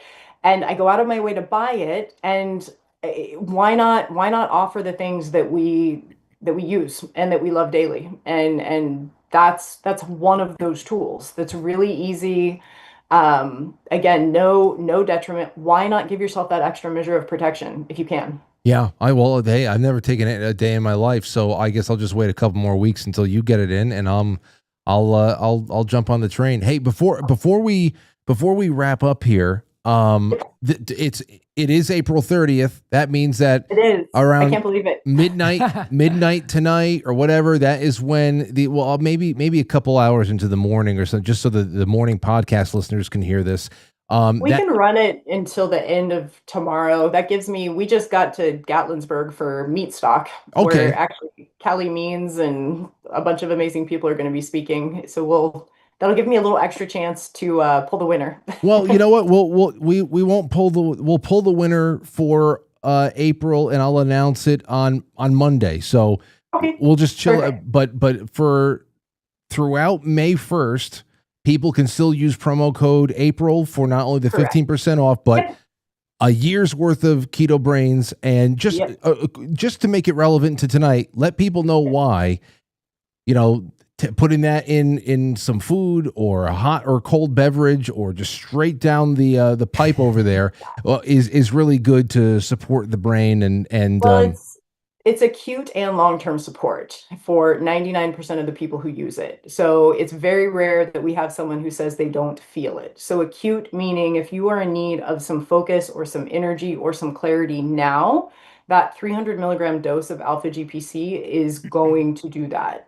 And then you have your lion's mane, which is protecting in the short term and the long term by bumping up that NGF and BDNF. These are proteins that help to repair neurons. We don't want our neurons to die. And we all genetically have a different amount of BDNF at birth. And, there are things we can do to boost it, but a 500 milligram dose of lion's mane is fantastic for that. You've got the L-theanine, which not only protects, L-theanine's amazing. It's calming in the now, but in helping to keep your nervous system more calm, that's also a long-term help because a fried nervous system is an inflamed body and is unhappy mitochondria. You've got your C8-MCT, which is helping with your metabolism and the stimulation of ketone bodies. And the way I look at it, most people are having a tasty beverage of some sort in the morning and in the afternoon, and many people are putting something in there. And oftentimes the something that they're putting in there is metabolically detrimental and unhealthy. So you're trying to do good things for yourself, and your cup of coffee is amazing for you. Your cup of tea is amazing for you. But then people are, put some Keto Brainz, put some Dulsa. I'm addicted to Dulsa and Keto Brainz right now, and Dulsa in sun tea. It just, again, why not choose things that are not only not detrimental, but are pushing your body to a state of better health? And that's kind of what all of these products are about. And they offer, they stand alone, but they're also a good swap for people who don't know where to start with sugar consumption or an artificial sweetener consumption or their coffee mate or whatever it is they're putting in their beverage. Little changes make a big difference. And with Keto Brainz, we've, taken the guesswork out of figuring out what the heck is a nootropic? How do I stack it? How many milligrams of each do I need? How many pills do I need to buy? That's kind of the whole point of it, is it's ready to go. One scoop. Keto Brainz is the new coffee mate. That's the tagline. Keto Brainz is the new coffee mate. It's so much better. It's a life mate, if you ask me. Anyway, it is a life mate. I appreciate. I appreciate it, and I'm so happy that we're going to have you guys have a presence at the spring fling that we're going to be putting together about a month from now. But you're a great friend and even better partner, and thank you so much for taking care of this audience. They love you too, and your people are amazing, and I apologize as always for the tangents. They're big conversations, and like neurons, they go all over the place and everything's connected. What we do. Well, we'll do it again. We'll do it again soon. It's, between holidays and life and all that stuff. It's been a little while, but this is great. Everybody, ketobrainz.com, use promo code April until the end of tomorrow. And we're going to pull a very big winner on Monday. And if you have any questions, get over to ketobrainz.com because they have Molly, you have a fantastic blog. And there's so much good stuff to read over there. Hit so many interesting. One of the new blogs is all on Nattokinase. Kind of covers how it helps with blood pressure, covers the fibrin piece, covers dosing for different things. So it's a nice place to start if you've never heard of that word and are intrigued. Okay, get to the blog, hang out. You guys are awesome. Yes. All right. Thank you so much. Have a good one, Molly. Be well. Have a good night, guys. Thank you. Bye. All right. Well, hope the audience is still awake. Yeah, that's a. I know that was a lot. I'm always holding on to dear life when you guys get together. A lot of stuff. No, there's so much. I was going to ask her what she thought about the psychedelics. Oh yeah, the whole psychedelic. Did I ask you about that? I don't think so. You ever take a psychedelic? No. No. Jen keeps trying to convince me to, though. Oh, really? She seems like that kind of friend. Hey, do it. The bad influence. Do it. Dude, okay, guys, listen. The lines are open. I know whenever Jay comes in here, we always say, maybe we'll take some calls, and it never works out. Well, guess what? It's 8:24. Call in. I just to health it. Let's go for it. Yeah. We could talk about whatever the hell you want. We can go back to the redistricting thing if you want. If you have any big questions, then please let it rip. 914-200-0269. 914-200-0269. A couple of super chats. Carrie Allison says, do the bioregulators have to be made from healthy peptide organ cells? If so, how do they test, and how do you know you're buying safe ones? Did I miss Jay's cinnamon roll cinnamon roll brain updates? Love to hate the show. Y'all are awesome. Carrie, oh yes, the BG updates.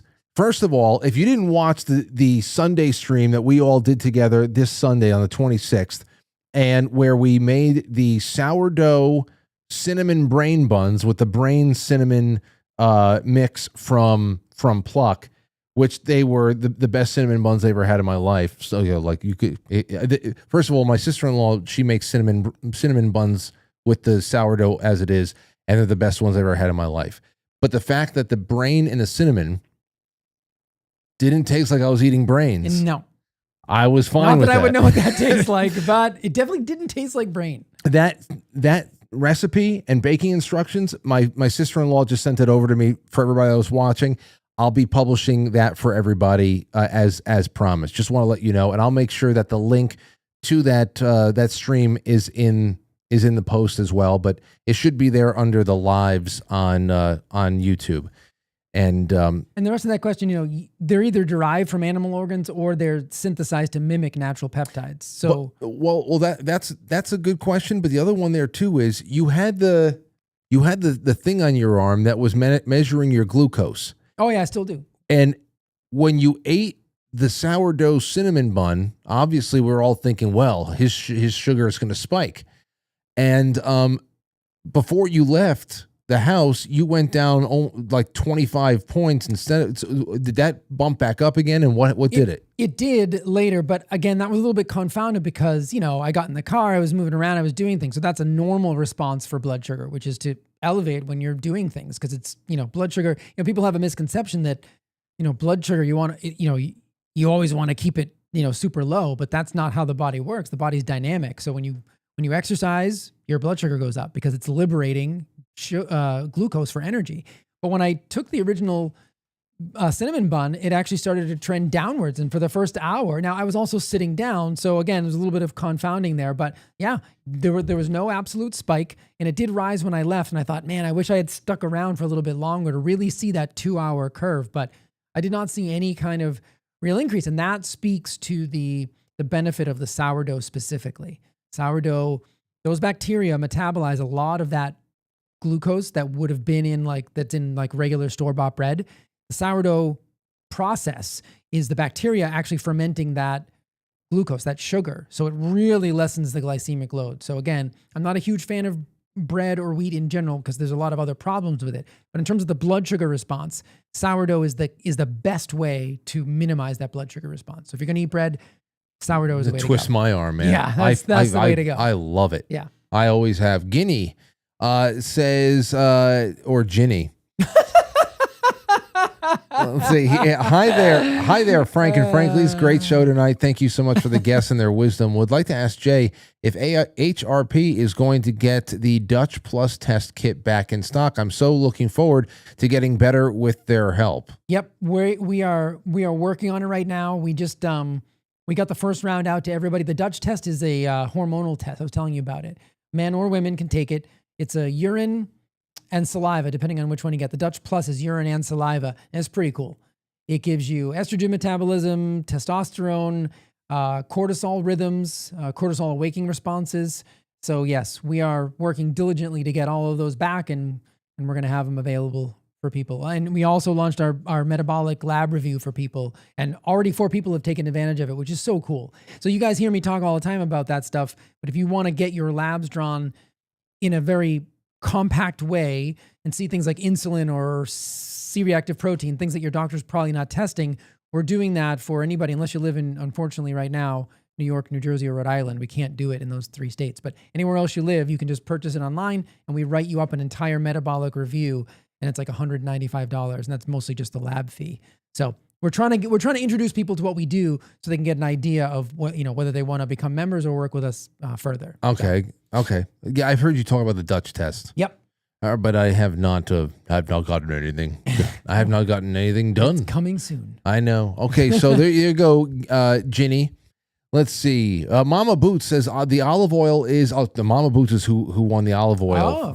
Olive oil is amazing, Frank. Go vote for Penny. Yes, it is amazing. Now, as far as Penny goes, I think she's in the second round. Here is the link I have. Here is Penny's competition. This isn't the Penny that I know, is it? No. Okay, different Penny. This is my friend Josh who does some video editing for me. His daughter is in the running to be win a Ranger Rick magazine competition. Cool. And yeah, so we're trying to help. I just put the link in there. Let's try to make a little girl's dream come true. That's wonderful. Okay, let's see. Rudy Pazoo says, I love hearing about your journey, Frank. Jay is awesome and only Matt can protect Trump. Did you see what Aurora did to Matt last night? Are you sure that Matt can protect Trump? Yeah, I don't know about that. Did you see what she did? I did. He taught her, where the hell is it? He was trying to teach her something cool. It backfired. And it backfired backfired famously. Hold on a second. He wanted to show her how to put somebody in a sleeper hold. Because, of course, we had some people over for Lauren's birthday last night, and Aurora loves when her uncles are over because she knows that they're all going to throw her around the room, and she got to wrestle with Uncle Matt a lot. Hold on, wait. So he's trying to. We put this on the internet. That's funny. Hold on. What's that? Ready? Under the arm. You want to grab it? Just apply pressure. Go ahead. Just watch the old ones. Get behind them. So this is how many movies are of Harry Potter? I looked it up. Your other arm? 7. Yeah, about 7. You're right. Yeah, 7. No. Oh, shit.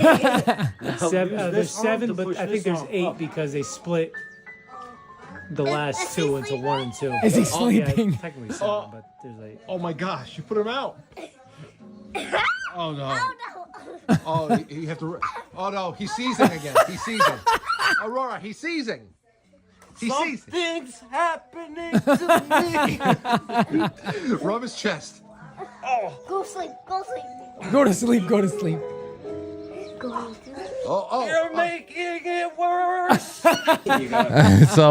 So just remember, everybody. Somebody brought it up in the comments. Just remember, Matt said that he could take on hundreds of third graders. Yeah, and I'm not so sure about this. One 5.5-year-old was able to put him to sleep. Yeah, it's not going to end well for him. Oh, geez. Anyway, it's not that won't end well. Okay, let's see what else we have. Rudy Pazoo, thank you so much. Very wonderful of you. Thank you for the tip. Thank you, Rudy. Let's see. Let's take a call. 315, you're on the air. Hey, Frank, how you doing? I'm all right. Who's this? Hold on, let me turn the background off. Okay. Give me a second. Oh, okay, let's see what else we have. The stereo is really far away. That sounded like a long time ago. My bad. All right. So listen. First and foremost, my wife is down there in Westchester right now. She sent me a menu for Carmine's. Carmine's? What is your Carmine's? No, I don't think we have a Carmine's in town. Come on. Do we have a Carmine's in town? No, I'll see.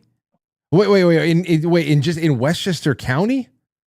Are you talking about Carmine's in New York City? There was a Carmine's in like Times Square. Are you talking about this? She's in Westchester. Carmine's. That's Westchester, PA. There's a Carmine's Pizza. Carmine's Italian Deli? Where is this? No, that's closed though. Carmine's Italian. It's a sandwich shop. It's like. Well, that's probably the deli I'm looking at right now. I've never been there. Where is this? Where it's in Elmsford, New York. Maybe she's on the outskirts. I don't know. But anyway, I didn't know if you ever eat there or not. I was going to ask you if you had a suggestion. Oh. But, do you know what? Just I guess the first thing to do is try the chicken parm first.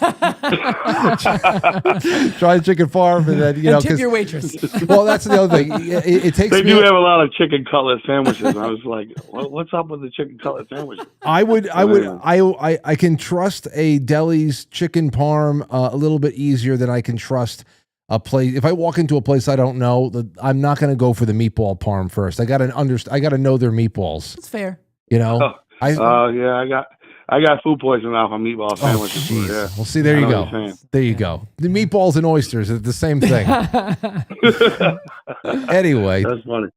All right, my other question is, so what is that company that has that alternative sugar that's like real potent and you only need a little bit of that you guys have had on your show before? It's the Dulce. It's the second prize tonight. The Dulce. So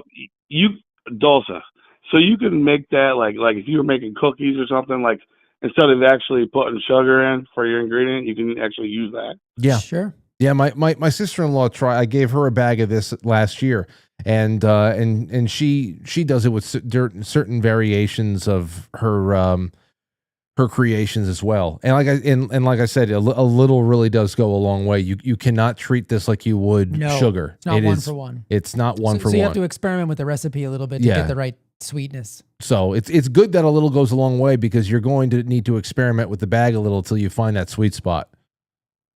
Okay. So the website is that is Dulce. Hold on. Dulce Life. DulceLife.com. DulceLife.com. Dulce Life. I don't know if the Frankly promo code is still active, but it doesn't matter. Reach out to them. They're wonderful people. Natalie and Greg. Oh yeah, they're great. Natalie and Greg are fantastic. And if you have questions, just ask them. They're very easy to get a hold of, and they are good people. They know what time of day it is. Cool. Sounds good. All right, man. Thanks, Frank. You guys are awesome. Great show tonight. Thank you. Have a good night. All the best. All the best. All right. Anybody else need help with a menu? I do this with clients all day long. I'm like, just tell me where you're going. I'll look at the menu for you and I'll tell you what to order. I do that for people sometimes. Yeah. It just takes all the anxiety out of it. Right. If you make a decision before you go to a restaurant, you eliminate a lot. That's like one of those little tricks for people who are struggling to eat healthy. I'm like, don't make the decision at the restaurant if you know where you're going, because you've got the pressure, you may be hungry. Make the decision beforehand. Then when you get there, first of all, you get your food faster, but you won't be susceptible to any of the nonsense. It's like eating before you go grocery shopping. You never go grocery shopping on an empty stomach. Yeah, yeah. Oh, well, we talked about the last time you were in. We were talking about the psychological makeup of the grocery store. Oh, yeah. And, it's, definitely. The Sentinel on Pilled says Dulce is a complete sugar substitute. It's about 1/4 of the amount of sugar for most things we do. I believe it. It's the monk fruit, because allulose is actually is 70% as sweet, so it's less sweet. But monk fruit is like something in the neighborhood of 200 times sweeter than sugar. So it's the monk fruit that really puts it over the top. I don't understand. It's actually from fruit. A fruit. Yeah. See, I don't understand how something can be. You can derive a sweetener from fruit and have it not be in any way, shape, or form fructose, sugar. Like, how do you get the sweet taste without it actually being sugar? It's a chemical relative. So allulose is an isomer of fructose. It has like one carbon different in the chemical structure. So the body doesn't metabolize, like allulose specifically, the body doesn't metabolize allulose, but it takes up the same receptors as fructose. So, and glucose, I think, in the gut. So that's how it's able to blunt the blood sugar response, but the taste receptors still respond to it as if it's sweet. So it's a super interesting, I did a whole thing on allulose on Rumble where I walked through the biochemistry of it. And it's actually really fascinating, but it just comes down to chemistry, which is actually pretty cool. So that's how it works. Okay. Let me see here. Okay. So real quick, running through here, Tommy Jekyll. Now Frank has ambushed us with Jay. I've got to spit out whatever I was eating. Gotcha. Okay, Amethyst. Foiled again. Amethyst Cat says, happy Thursday, Frank and Jamuga. JR at the lake started giving everybody bronze tier subscriptions over on Pilled. Thank you so much. I want to for be that. at the lake with JR. I know it's a great What are you name. doing at the lake, JR? It's a great name. Okay. Tommy says an old chestnut may be in play. Is voting for a Republican over a Democrat a difference with a distinction? Been wondering now for a while. Yeah. Yes, there is a difference. I was watching Bill Maher. This clip of Bill Maher talking with David Cross. Dude. You want to know if it's the only distinction, it's the reason why people who have absolutely no faith whatsoever in the Republican Party, that would be me, would never vote for a Democrat that would also again. be me. Okay, so this is the whole thing. If they are going to keep voting, and where the hell is it for Monday? I think here. I think this might be it. No. I bet I recognize the face. I don't recognize the name. David Cross and Bill Maher. This is how long is this? Oh, it's only 3 minutes long. Listen to the insanity of this discussion, and Bill Maher has to call out David Cross, and listen to the nonchalant crazy that comes out of David Cross's mouth. Anything that's just all one team, it's not good. You need to hear that other side. You need to be checked. People need to be checked. They'll be including your little girl. Okay. She needs to be checked. I don't know what. Fuck that bitch. Fuck that little bitch with her black friends and trans friends and not even understanding. She doesn't know. Wait, she has trans friends in 3rd grade? Yeah.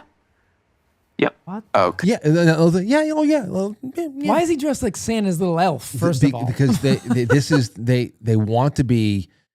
They dress like little rascals. He's like a little freak show, all dressed up, ready to go. No, yeah. So here he goes. Oh, you can tell. Oh, I'm just so and the part of the act here is all about my daughter has black and trans friends. She's already better than I was. Yeah, right. Even though wait. She's more advanced. Why trans at 8 years old? What are you talking about? Listen. Okay. Yeah. See, they know they're trans in 3rd grade. I knew one of her friends. I knew when he was a girl. Completely obedient in this insanity. To say that with, again, nonchalant, straight face, straightforward. Identify. I think just turned 9, and is just the coolest kid. I think boy to girl, girl to boy, girl to boy. Neither, because it's not possible. Okay. Just remind me. And she has another very close friend who's not in this school, but who's boy to girl. At 3. But 3 years old. I knew somebody who said to me, actually more than one person who said to me, a woman said, I was what they called a tomboy. If I was alive now and acted the way I did then, that's what they would have done to me. Exactly. Well, nobody's doing this to her. Well, I don't know. I mean, literally, nobody is doing this to her. Literally, you don't know what that word means, you fucking clown. They have absolutely no, this is absolutely being done to them. Empty head. Absolutely. Empty head. And not for nothing, because I don't pick on people's physical appearance, but this man is sort of the definition of that, like the big gut soy boy kind of like has lost all masculinity, but also all reason. If you don't think that the physical body and the mental health of this man and of all humans are interconnected, then you don't know biology. So when I look at someone that has some central obesity going on, he probably has some degree of insulin resistance, which means that his brain probably isn't functioning properly, which would explain some of the reason why he's able to make these insane statements that in any other time, in any other place, would be insane, he thinks are completely rational. So again, without looking at his blood work, I can tell you there's something wrong with this guy. Well, you remember how they were, what I think it was the neuroscience or something. I forget what the hell organization it was that was talking about the actual threat that traditional masculinity posed when it came to just testosterone. Oh yeah. And that the whatever studies were done on this, that the higher the testosterone, the less compliant the person was. And that you say, oh, that's really interesting, because you see this frumpy guy who has absolutely no backbone, but at the same time is dressing like a child himself. Yeah. He looks like he looks like he's ready to go to a birthday party at Chuck E. Cheese. Absolutely. I mean, like, just look at him. I'll be fucking A, man. Anyway, so and just out of his mind now. And Bill Maher, take a listen. She is, or he is, either 8 or I think 9. Okay, then somebody is doing something, because 8 or 9-year-olds can't. No, you know what they're doing? Can't do anything. What are they doing? On their own? No, they're buying them boys' clothes. Well, then they're doing something. Yeah. They're doing. Sure, yes, you're right. They're buying them boys' clothes. And telling them you're a boy now. Okay, no, they're not telling them. They're just agreeing with. They're like going. They're okay, agreeing honey. with an 8-year-old, because when has their judgment ever been off at 8? You know, Anyway, you knew you weren't gay, right? That's Bill Maher, you're sitting next to an 8-year-old. It is different. No, it isn't. It's okay. Good luck with President Vance. Yeah. See, yeah. I mean, because as I always say to my woke friends, we voted for the same person. You're just why she lost. Yeah. See. Now here's the issue, and that's for a lot of reasons. But she absolutely. But she's as empty head as the guy sitting next to you, the 8-year-old sitting next to you. Dude, this is why they have to gerrymander. By the way, of course, because who in their right mind would vote for a candidate that thinks like David Cross? I mean, and you can't call him.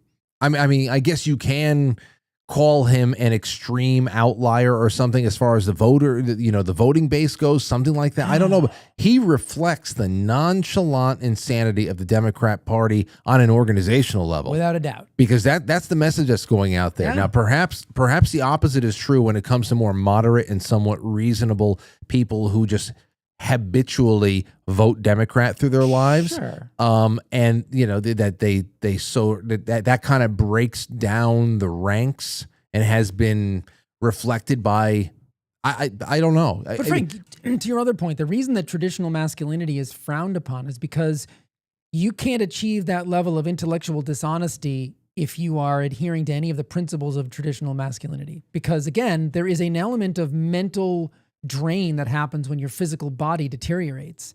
And traditionally masculine things like eating a proper human diet, exercising, these things, they don't just make your body aesthetically look good. They also help clear your mind. And you are not able to give in to this insanity, this complete and total social contagion insanity that David Cross spews with an absolute straight face while dressed like a chipmunk.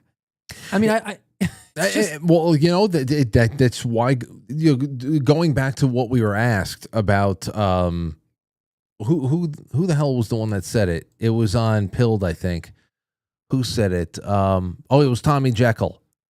Says, is voting for a Republican over a Democrat a difference with a distinction? That's the only distinction left. Because apparently we're not off the war kick yet. Right. There are different ways that I like to see us withdraw from the world and starve our enemies, perhaps starve people who don't like us. Mm-hmm. How about just investing in ourselves as a powerhouse of production again, right, and setting free the ingenuity and the ability for our people to create absolute incredible generational wealth for middle class. Nobody I know wants to be royalty. They just don't want to feel like we are working ourselves into the grave and that having nothing to show for it. And having nothing to show for it. And that hoping that you're not leaving your family in a worse off position when you die. Do I at least have some money set aside for the coffin? Who the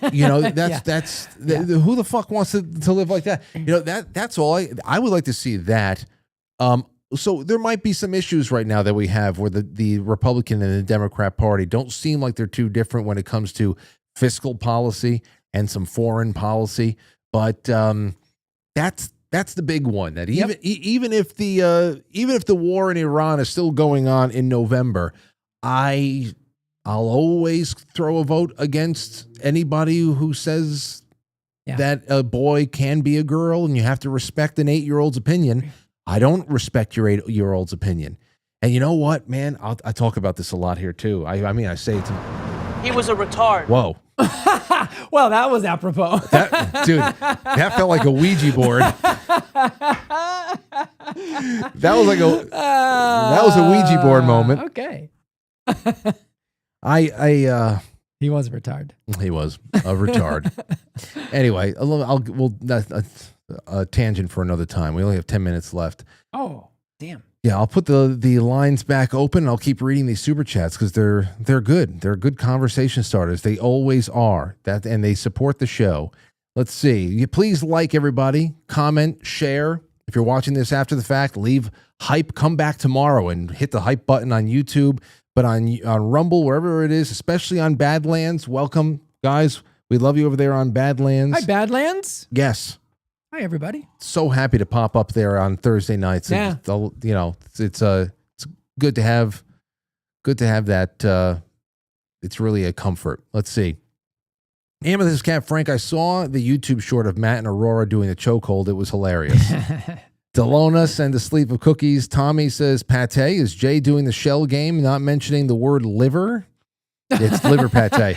Hey, there's chicken. What other kind of pate do you know? I mean, there's chicken liver, there's pork liver, there's duck liver, but it's all pate, baby. Yeah, there was a chicken heart pate, no? And I don't, so you can include, but I mean, I don't think pate can be without liver. You could add other organs in there. I think so, yeah. Chicken heart? I'm telling you, you guys haven't lived until you've tried it. And if you come to the VIP, you're probably going to get that with some raw manchego cheese on board. And Good Lord. There's not a better combination. My experience with chicken pox, says Tommy J, as a pre-adolescent, red measles and mumps were more than yucks, but when you're 9 to 14, you can take the bumpy ride at the end and say it was interesting rather than a Law and Order SVU episode. Yes. Yeah, I'm with you on that one. I had the chicken pox pretty bad. I even had scarlet fever. Oh, wow. Imagine, I didn't even think that existed. I've had chicken pox, not scarlet. Yeah. Hey, caller, you're on the air. Go ahead.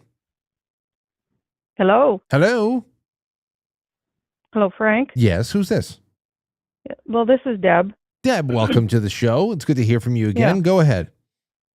Hi, Jay. Hi, Deb. I appreciate your expertise. And I have two things to say about whatever that guy was that was on the that thing. Floor. I'm like, whatever that thing was. It's yeah. I don't have a whole lot to appreciate from that. But when they show him and you keep giving him a lot of showtime, it's going to get worse. But I have two sons that are adopted, and back in 1995, they were both in school, and I saw what they were going to do to our sons back then. Wow! And I fought to keep that that whole agenda. I knew it was going to be a problem with the agenda of homosexual. I'm sorry, just have to say it because that's what it's going to be. And it's gone beyond that now. So you guys are shedding some good light onto what was going on back then. And my boys are 35 years old now, and they're both really strong men, but yeah. A lot of hurdles in those 35 years. Yeah. Some of them were subtle, and now I think I now, like you said before, I think the programming is just a little bit more obvious, where you can't hide it. So now it's being openly embraced, and you know, it's okay as long as all the cards are on the table. Then you can state your piece, and we'll laugh at you, and we'll say no, and keep our children away from you. And that's just what it is. And it's better that we're here now. Thank you for the call, Deb. It's better that we're here now because it should be openly rejected.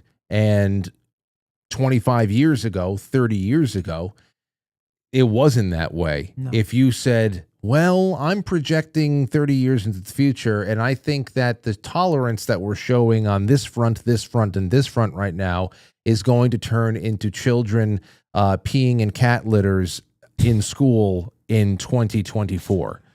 You know, people would say, okay, I think you're running away with it.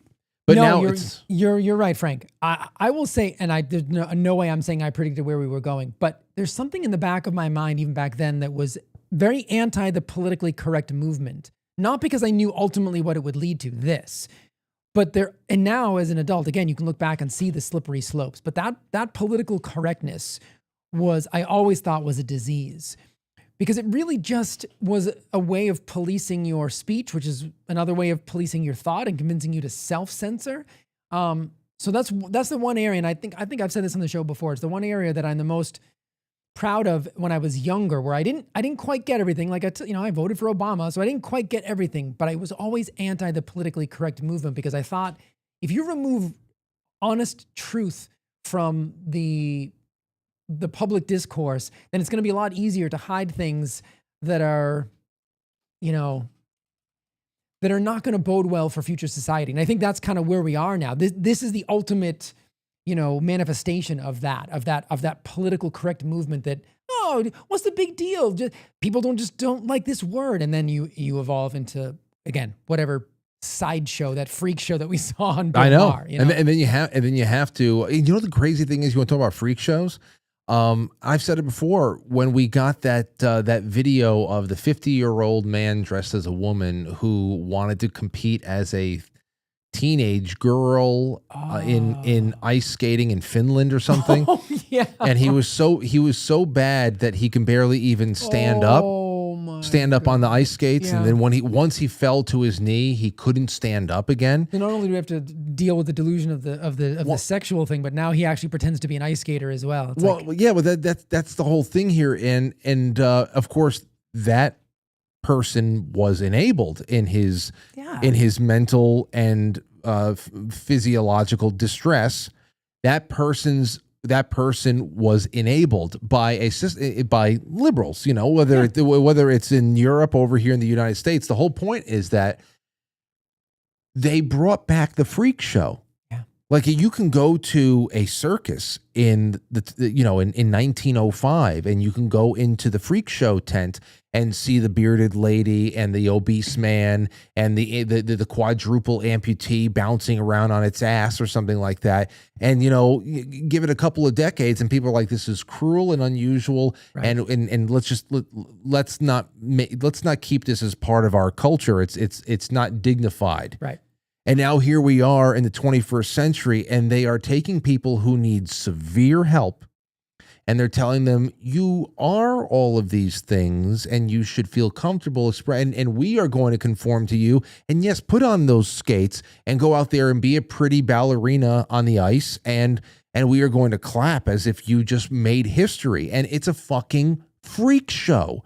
It's in another 50 years, if the world heals like the way I hope it does, it's going to look back on this and it's going to say, look at the freak show they rolled out again. And that poor guy, we didn't help him. We made his life completely objectively worse, because he wasted all those years living in a delusion rather than being told, you're neither of those things. You're not a woman and you're not a figure skater. And I go back to, the quick story about back in the days of my first band. We were in a recording studio, and the engineer that was recording our first album said, hey, you guys want to hear this? And he put in this disc of this girl singing. Frank, I still have the disc. I got to play it for you sometime, not on the air. One of the worst things I've ever heard. Tone deaf, awful. Like Casio keyboard beats with a girl who had no lyrical sense, she was just tone deaf. But she was very attractive. And she had a singing teacher who was a guy who I'm sure. So in other words, what I'm trying to say is everybody enabled her through her whole life to the point where she's making records that were god awful. Were they freestyle records? I got to play them for you, Frank. I got to play. I cannot describe it. I kept the CD. That's how crazy it was. But I thought about, even back then, I was like, somebody has to tell her that she's not good. Because how many years is this poor thing going to waste? Yeah. Thinking that I felt bad for her, that we were laughing, obviously behind her back, and that wasn't so nice, but we were in our 20s. But also there was a part of me that was like, she can't go on like this. Someone has to sit her down and say, honey, you either got to work harder at this or you got to find another career, because you are not Madonna, right? But it's the same kind of thing. And that was like maybe the year 2000, 2001. So this has been going on for a long time. This fear of insulting people, but you're not helping them in the long run. No. Okay. Well, no, it's not a long run at all. And I'm going to, since it's 8:59, I'm going to run through these the chats over here. Okay. All the names are already recorded for the 99.9%. I don't think I've left anything out. Jane Rudell, thank you so much. Stowstube, Giuseppe G, and Frank, we meet again. Always a pleasure. Now, here's some support for the best independent media. Thank you. Thank you. We talked about Ginny, Carrie Allison, Mama Boots, Rudy Bazoo, Blacked Out Brunette says, I want those balls. They're right here. They're right here. Blacked Out Brunette. That's a great name. I know. They're right here with the balls and the silver. Oh, wait a second. Hey, if you're epileptic, watch out. It's going to flash. Uh-oh. No. What happened? I almost spilled my water. Oh. Thought you almost spilled your balls. Hey, Jay, you got here, Jay, let me put it on Jay real quick. Hold on, wait, ready? Hold this one. Perfect. Over there, Jay, do something. There we go. You see how we do? Perfect. So that's all going to be, that's the first and second prize. All right, here we go. The second prize. I know. Well, listen, for today. Bridesmaid, never a bride. Well, now you're the bride. You'll be the bride next week. I'll make you the bride next week. Wait, what's happening here? I don't know. What did I sign myself up for? Let's see. Jay Britt's another great Thursday show. My favorite co-host, Jamuga. Hello. Thank you. God bless America. Thank you for the tip. God bless America. Running on empty. Good evening. Silver and chocolate balls. I'm in. Barb Miller says, sign me up for the raffle. You're in, Barb. I got you in before. Lisa Gray, tell Julio I just noshed a treat of wild Alaskan blueberries I harvested with a dash of dulsa and shaved Ceylon cinnamon. Ceylon cinnamon? Yeah. Love you, Frank. That sounds like a nice... Ceylon cinnamon's good for blood sugar, too. Well, there you go. Yeah. That's what I've heard. If you are having a late night hunger pang and you really just want to have something to eat, that if you have a little bit of cottage cheese with cinnamon on top, it'll actually satiate you, but it'll also keep the blood sugar regulated. So it's almost as if you haven't broken your fast, even though you have. But cinnamon has that property, has a blood sugar, a positive effect on blood sugar, which is great. That's okay. I like that. Okay. Yep. Shotzi says, good evening, gentlemen. Jay Smurfy Blue is a good look for you. Monterey Frog says, goodbye, April. And Jeannie Yankee Fan says, we love our Quite Frankly.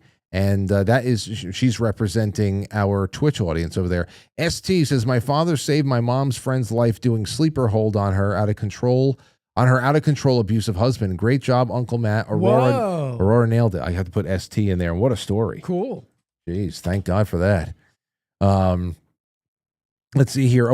This is over on Rumble. Awaken Boomer. I have you in before. Thank you, Grady. Happy belated birthday, Lauren. Grady says. Hope we get to see Grady soon. Knitting on the fly. Sign me up for the drawing. And great show. You're in there, Knitting. And thank you so much for that very generous tip. Let's see here. Haywood says, Junebug. If I got to eat organs, then you've got to eat some acid. So he's going to have some kidneys. Whoa. We went to acid? I know. That's a little extreme. I'll have some pate if you take this hallucinogen. Not even close. Come on. It's not a good trade-off. I mean. Grandma Grateful says, having my protein dinner right now. Yummy. All right. Good, Grandma. Nice and job. Then Jay Semo, and I've added Jay Semo and Grandma, says, cheers to you and Jay. Thank you, Jay. Cheers. Okay. I got everybody in over here. We're talking about them before. Stephen and Lori, Tommy J. I'll read a lot of the pilled on the after the fact. Andrea D. Good to see Jay tonight. The measles clip were unbelievable. They're definitely pushing a narrative. Yeah, think. Sean Joe, thank you. Icebox says, can I get a mold of Jay's fangs? I guess I could do that. I do have some serious incisors.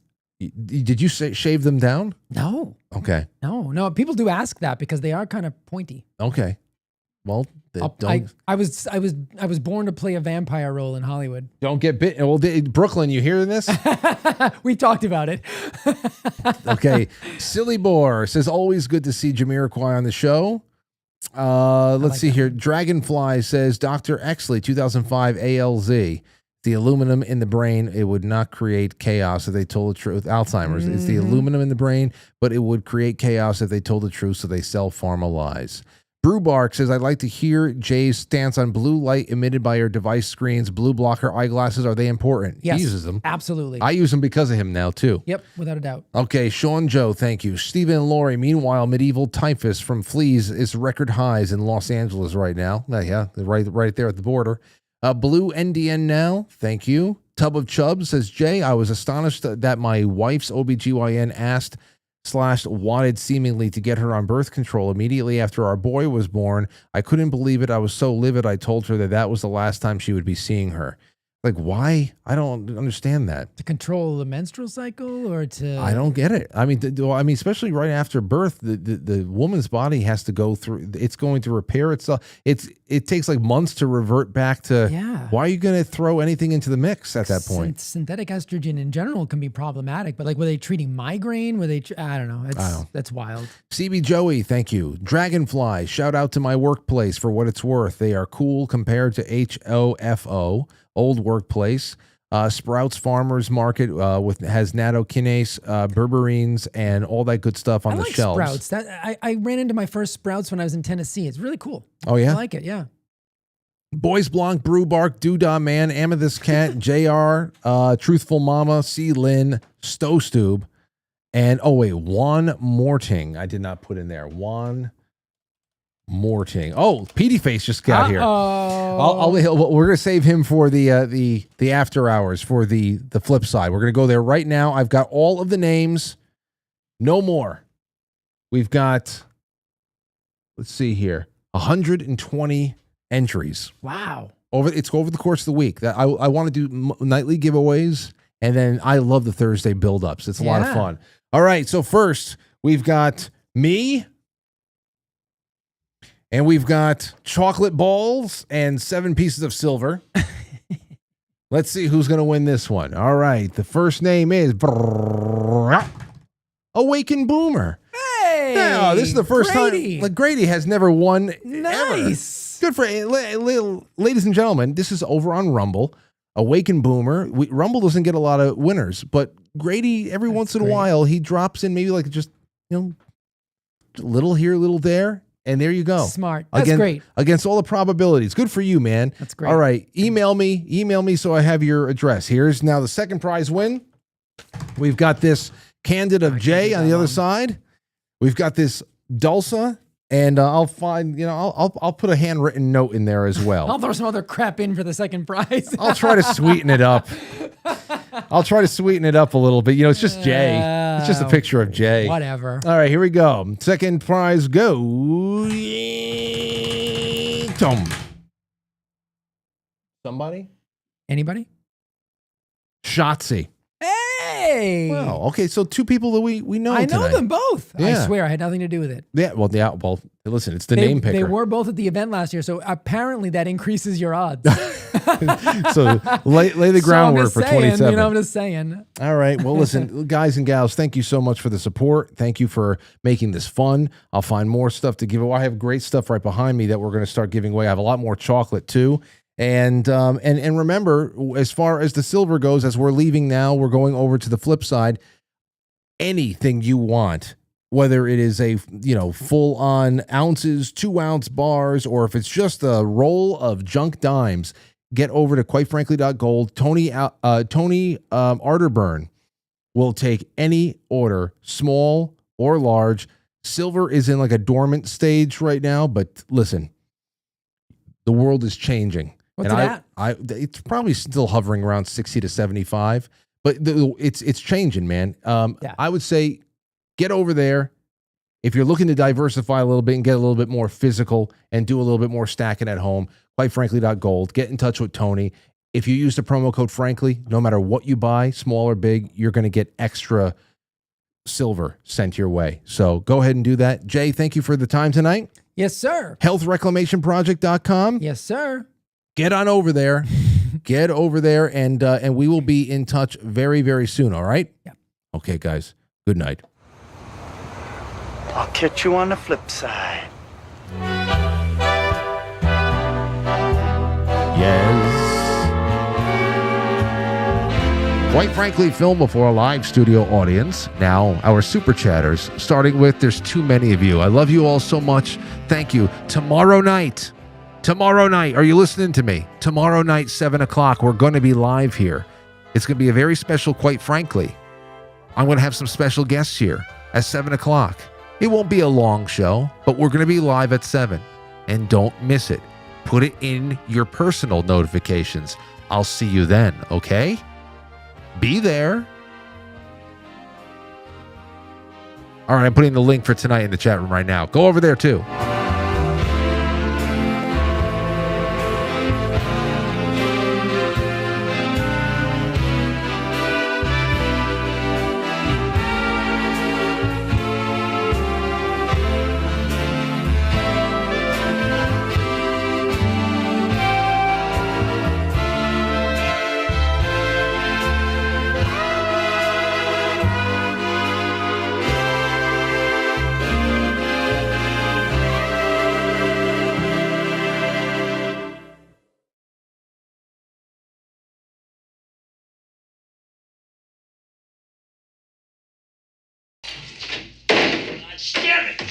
Tony?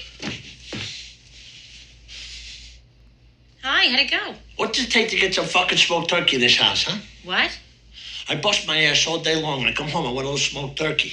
Is that too fucking much to ask? What the fuck is your problem? Everything but fucking turkey in here.